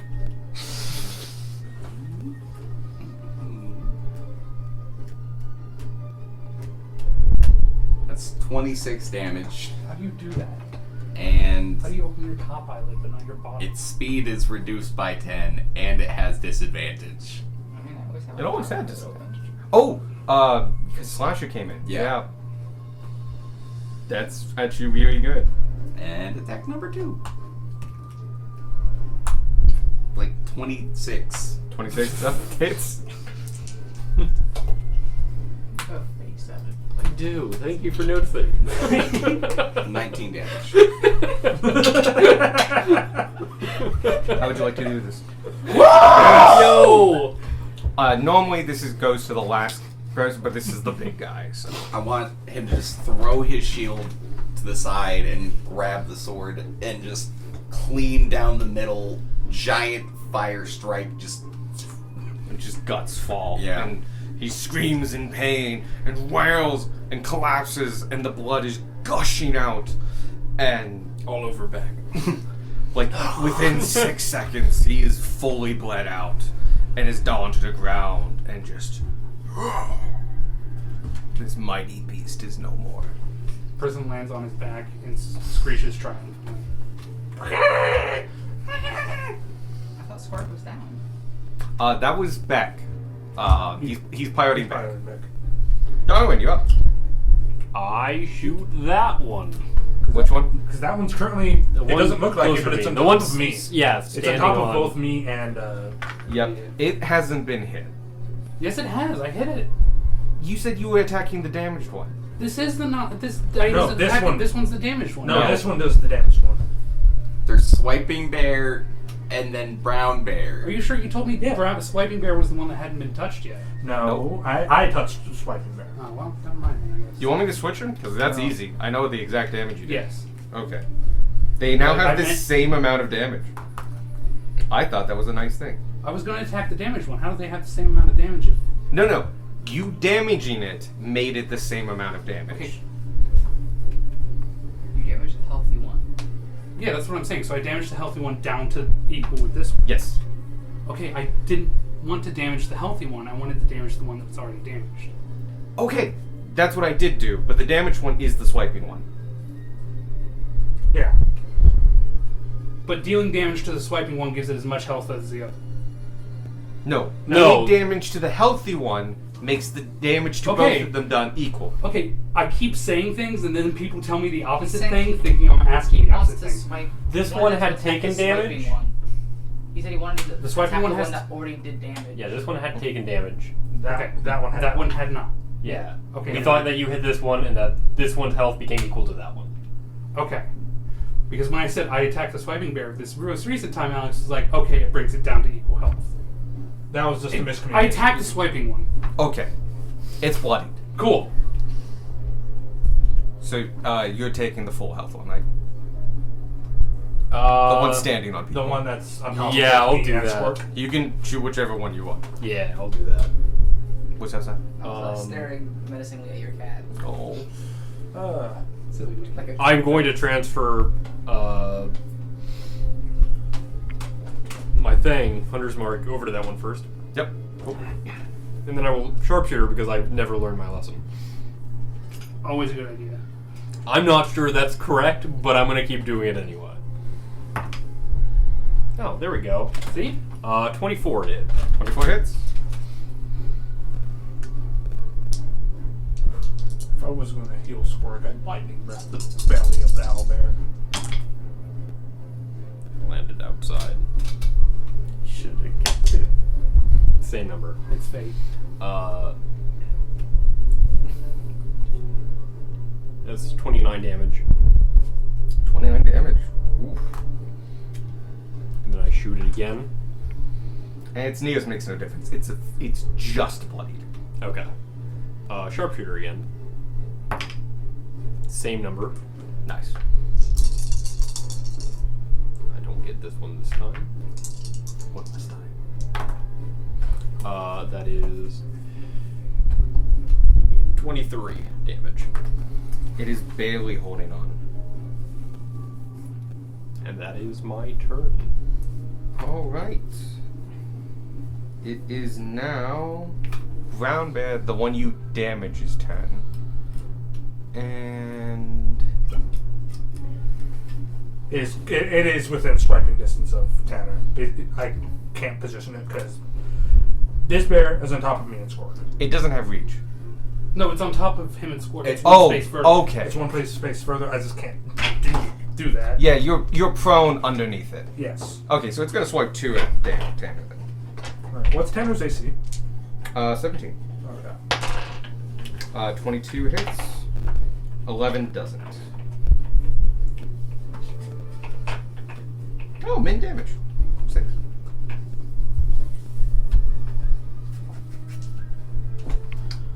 That's its turn. So I'm just doing damage real quick. Tanner's not feeling well. And then... Oh, sorry. That was, swipe... No, that was that one. And now it's swiping there. Yeah.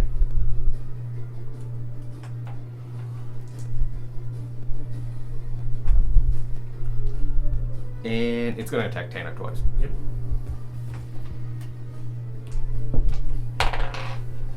17, so it makes it. And 10 doesn't. The 17 hits Tanner. Yes. Plus 3 AC due to dragon wings. Bringing up to 20, so it misses. Yeah. Ethereal, upon Gunmar prone, sees out of, like, beyond, like, a leg of the owlbear, a swipe, or it was a bite. It sees the owlbear going for a bite, and a spectral bronze dragon wing wraps around the front of Tanner and absorbs the hit. Fuck yeah. Tanner then gets smacked in the face. Tanner does not get smacked in the face, because the other one missed. They both hit once. You blocked one. And with that, you're up. You're within 5 feet of him. 20. Reaches out above you and grabs a leg. There is an owlbear on top of you. Yeah. I'm going to consider both of you are currently, without a strength check, unable to get up. You are officially prone until that thing's dead. Or until you shove it off you. Bonus action. I have no bonus actions. Actually, what? I have spells that use as bonus actions.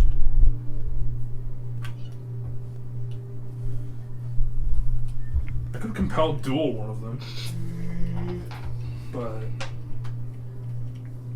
It probably would have been a bad idea because it would have killed you. yeah. Instead of going for Tanner. It seems like all the shit that I can use for bonus actions are non-existent. Let me check. Looks like the thing I was looking for doesn't exist. I do Sanctuary. Oh shit, yeah, because these are... Tanner's going to take his turn. What do you think about that? Tanner will attack Swiping Bear. Sanctuary on Tanner. It is a bonus action. Oh, cool. Are you within 5 feet of Swiping Bear? Yes. Cool. 'Cause I have attack Sneak swipe. attack. Probably won't need it, but just in case. Hey! I don't have to do a sneak attack. That kills it outright. Tanner takes down Swiping Bear. Fuck yeah. And then, because he has another attack, as a bonus action, goes after a regular brown bear. And hits!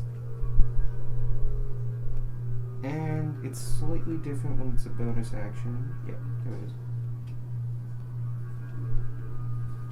Yet does more damage this time. 9 points. That thing is alive, but barely. And with that, it is Sparky's turn. Sparky. Oh. I'm going to first bonus action strike that bitch.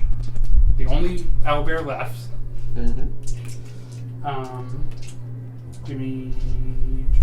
Dex save? No, it's not a dex save. It's an attack on my part. Ah, gotcha. That's good, because it's not the best at saving. That is 25. 25 hits. He could survive this. Nah, he's not surviving. 12 damage. He is exactly at 0. Yeah. And because he's a beast, he dies. Is that all of them? Yeah, that's all. Yep. That is the last one. Tragic. This is the first combat without Vanya. Yes. Yes, this was the Technically? first. Yeah. They did fight a crab on the ocean. Oh yeah, there was the crab, but that was That was. It's like the one from That was a Moana. Basically, Yeah. Pretty much. it was huge. Dunmar was so Except it didn't sing disappointed. a terrible song. Dunmar was really disappointed in them really because like they that song. almost jumped into the elemental plane of water. It was a very fun mistake. But with that, the last owlbear falls, electrocuted on top of both of you. You feel a tingle as the lightning goes through it and grounds itself through you. No damage because that would be unfun. But you do feel like, oh yeah, this is how Sparky kills people.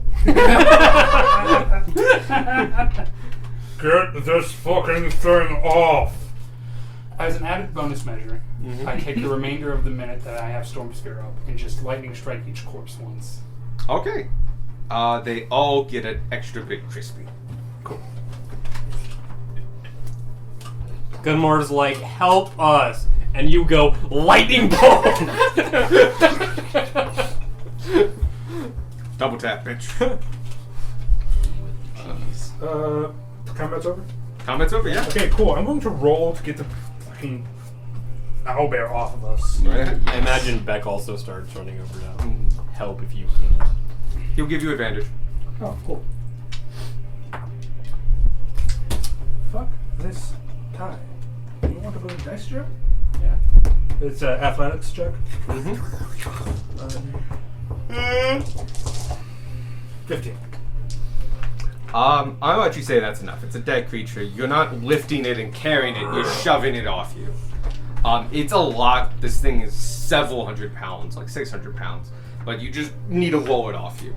Alright. And you do so. And in the process, Squawk also gets unfreed. ah. Or No, gets you freed. push it on the score. Then there's a sleeve. It does 1 damage. Can we have milder music? Yeah. Bunch of druids come out of the Make circle. it go harder. Norwegian death metal. Yes. Baby metal. I'm super not a fan of Metalocalypse, but they did have a episode where someone gave them an old Nordic battle song, and they did it in Norway at a special lake, and it resurrected an ancient troll. I love that so much. And they're like, wow, how do we fix this? And like, well, why don't we just sing it backwards? It's not gonna work! I thought it didn't work, and then Murderface got pissed and threw his death phone, and it choked to death on the phone. It could totally have been that. It's been a while since I've seen it. Oh my god. What kind of movie comes I have an odd reason, a very petty and odd reason I don't like that show. Murderface gets a birthday present that's a bunch of historical American artifacts, like the Constitution and shit. And he gets it put into the limo that JFK died in, and he gets to do a roller derby with it and destroy it all. And I'm like, I don't like that. I like American history. Fuck America. So anyway, Alright. Ow! Let's harvest all these owlbears. Alright, That will help you. go. First, we're gonna address the issue in the room. What's the issue What in the the fuck room? brought that one back to life? I've done that before. He's done that What? before. I've done that before. When? It was back when we were fighting the, what was it? The ogre? the ogre was already undead. Was it?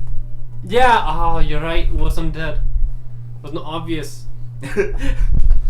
No, that was me that brought it back the second time. Did it hit it? Oh. So you're, I can use the power of my soul. So you're telling me I didn't have to strike them each an extra time after they died? I mean, if it made you happy. Oh, so because you thought they were undead. Yeah, I thought they were gonna come back up. Oh, after that. no, that's not the... Okay, No, I made it do that. No, they all look for Ty. gotcha. It was bugs and under their skin. I'm sorry, what? What? It was bugs under their skin? Yeah, because I make the bugs that they're parasitic and they burrow in and control it for a little bit after it dies. Has anyone seen The Mummy? Mm-hmm. Oh yeah. You know that end scene where the guy's getting trapped in the tomb and he's like all these scarabs start coming towards him and crawling in his skin Yeah. and stuff? That's what I imagine it being like. Like you can see them move Just around. the under body skin. horror. Much longer and red. Yeah. But the whole like, why don't we You're make the the- scarab bury under the skin? And like, such a good aesthetic choice. Creepy as fuck. Dude, freak me out. I wouldn't Maybe not. necessarily call it good. You Like, guys, good, like special effect. Good for the mental health? No. I'll say you guys all kind of convene in the center of it. Beck quickly goes get the. No, actually, you all you all in the center. Put everybody there, and like are reconvening and like assessing wounds and stuff. Sheep. Not the sheep. The sheep is actually still back there. Meh. This is like a minute or two afterwards. You're assessing wounds, talking about why you brought something back to life for 6 seconds. Not even as a reaction. This is all coming well. And to wait, this is south for me, I guess. Where the U is, you see you see the U come out of the forest. Still has a lot of blood on its wool. It's not fully in season, so it's like half gone. So it doesn't look as big as it like a fully one would have. But now it has a lead on. The lead is simple rough spun rope, and the person holding the lead is medium sized, has a cloak on. Can't really see their face too much, but you can see a small goatee, brown hair, almost auburn, comes to like a little bit of a point. You can see their hand is holding the lead very loosely. And he looks over and like I would say you easily see him first. Well, actually, your perception's weird now. I mean, like you all notice him. Whoever sees it first doesn't matter. But you see him come out, and he just waits until you guys like all kind of pay attention to him. Hi, greetings. Hello. And he's just at the edge of the woods with the sheep, so a good like 20, 40 feet from you guys. That your sheep, I imagine. In a way, yes. In a way, not. But thank you, though, for saving it. I appreciate that. This little girl is expecting in a few months.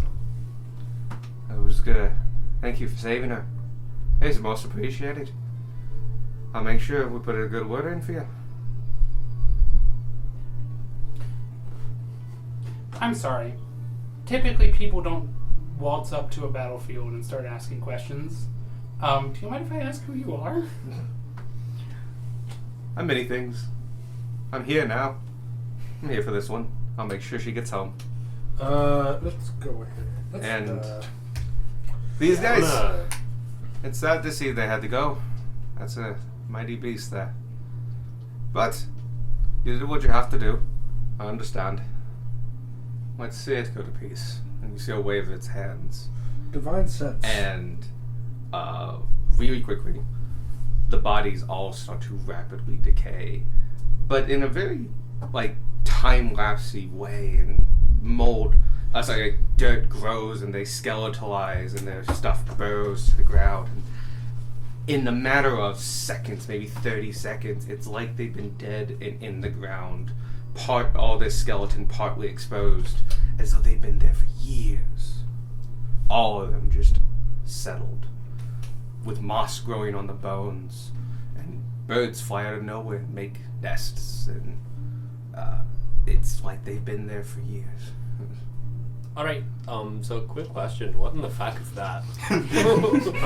Just a fitting in for a gracious animal. No. What did you cast? I did do divine sense. which is Yep. yeah. Which is, what is it? Faith Uh, Celestial? As an action, you can protect good and evil until the end of your next turn. You can sense anything affected by the Hollow spell or know the location of any celestial, fiend, undead within 60 feet that is not behind total cover. 60 feet is what I was wondering. I thought it was 30. Yeah. Celestial. Oh. Gunmar. Listen here, you're gonna explain what you're doing. He right? smacks. He like puts his. He says, "Draconic, that's a celestial." I'm going now. Gunmar will do well. No need, no need.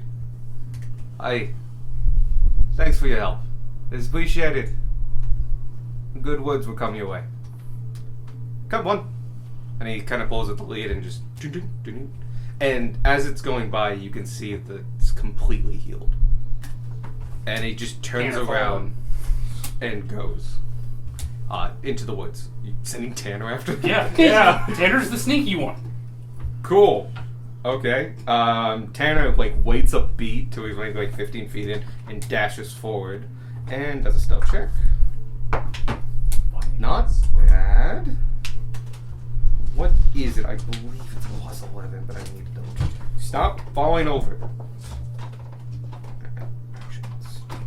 No, not actions. Skills. You know human gods, yeah. I do know human gods.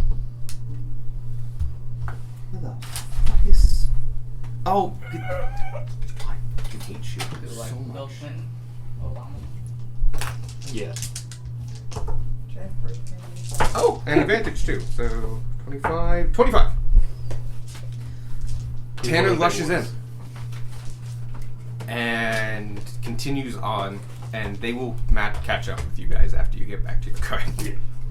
But Tanner And went I'm after keeping them. in constant contact. Oh yeah, because you can communicate. So never mind. I was gonna save all. Yes. I'm following. I think I see him. All right. I'm following. And you all just waiting, bating breath as you and you are all getting this commentary. He's like, all right, just walking, keeping my distance. This is mentally. She's actually not talking. They aren't talking, and all right. I can't see him. He just went past the tree and he's gone. Go ahead and come back to the group. We're still at the clearing. And rushes back.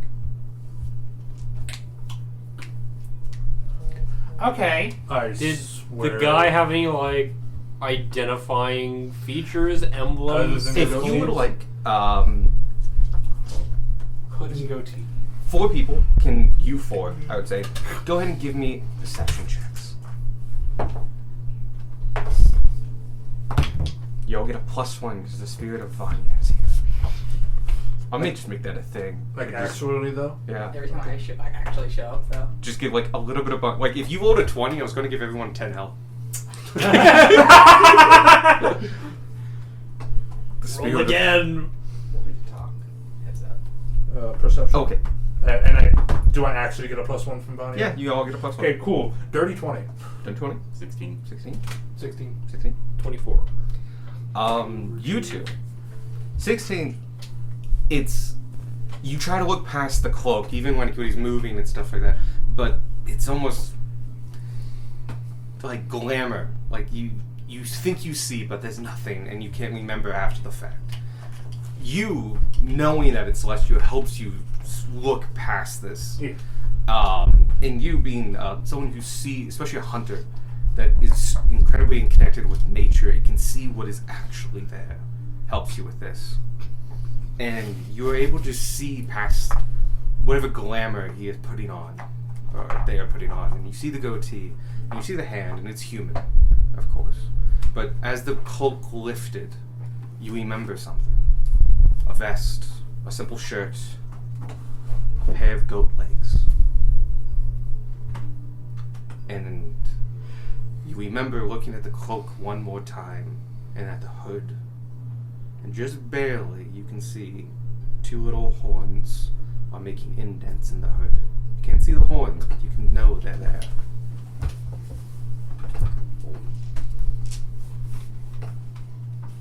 goes for Both you see that. yeah, okay.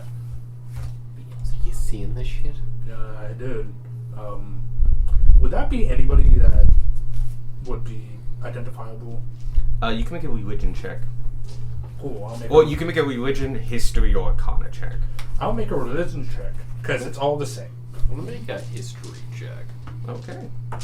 Speed of the bulb. 15. All right. Good to cover the third base and do Arcana. 30-20. 30-20. 15. Both of you get nothing. You have a decent understanding of the pantheons. You may not know them off by heart, but if you think about it, you can usually recall them. This one's not ringing a bell. Okay. Arcanically, it's not really showing up as like. It doesn't seem arcane. You're pretty confident about that, but you have no idea what it is. Yeah. 20, you're not getting the full thing, but you're getting something. And you're definitely getting one. That's celestial, and it's nature. But Gunmar doesn't recognize it. No one here and I don't recognize it. There are more pantheons than those that exist in the Empire as common. And this might belong to one of them. But which one, you can't quite pinpoint. But this might be a celestial of another pantheon. Okay. What is it with us? I'm just attracting the attention of gods. This is some bullshit. Cool bullshit. I'm just going to say this out loud for the world to hear. If any more Celestials plan on visiting us, please be up front. Because we have too many people coming after us. And Sparky just says that to the thin air, hoping Cool. that. You perceive no changes in the world around you. Thank you.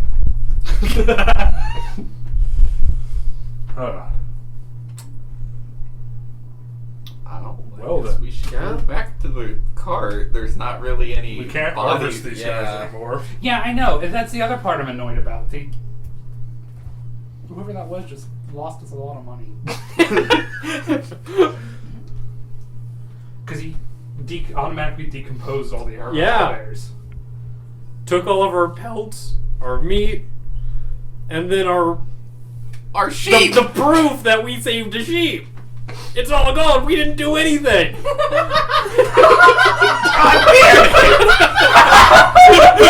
only proof that we did something is because most of us are almost dead. No, that just means you guys are stupid. You guys went into the woods fine and then came out half dead. Somebody else is gonna see our cart, the trail of blood, start walking into the woods. We're gonna come out all bloody. You're like, are you okay? What happened? I don't want to talk about it. Shut up. I guess a god will put in, a celestial will put in a good word for us. I don't know how.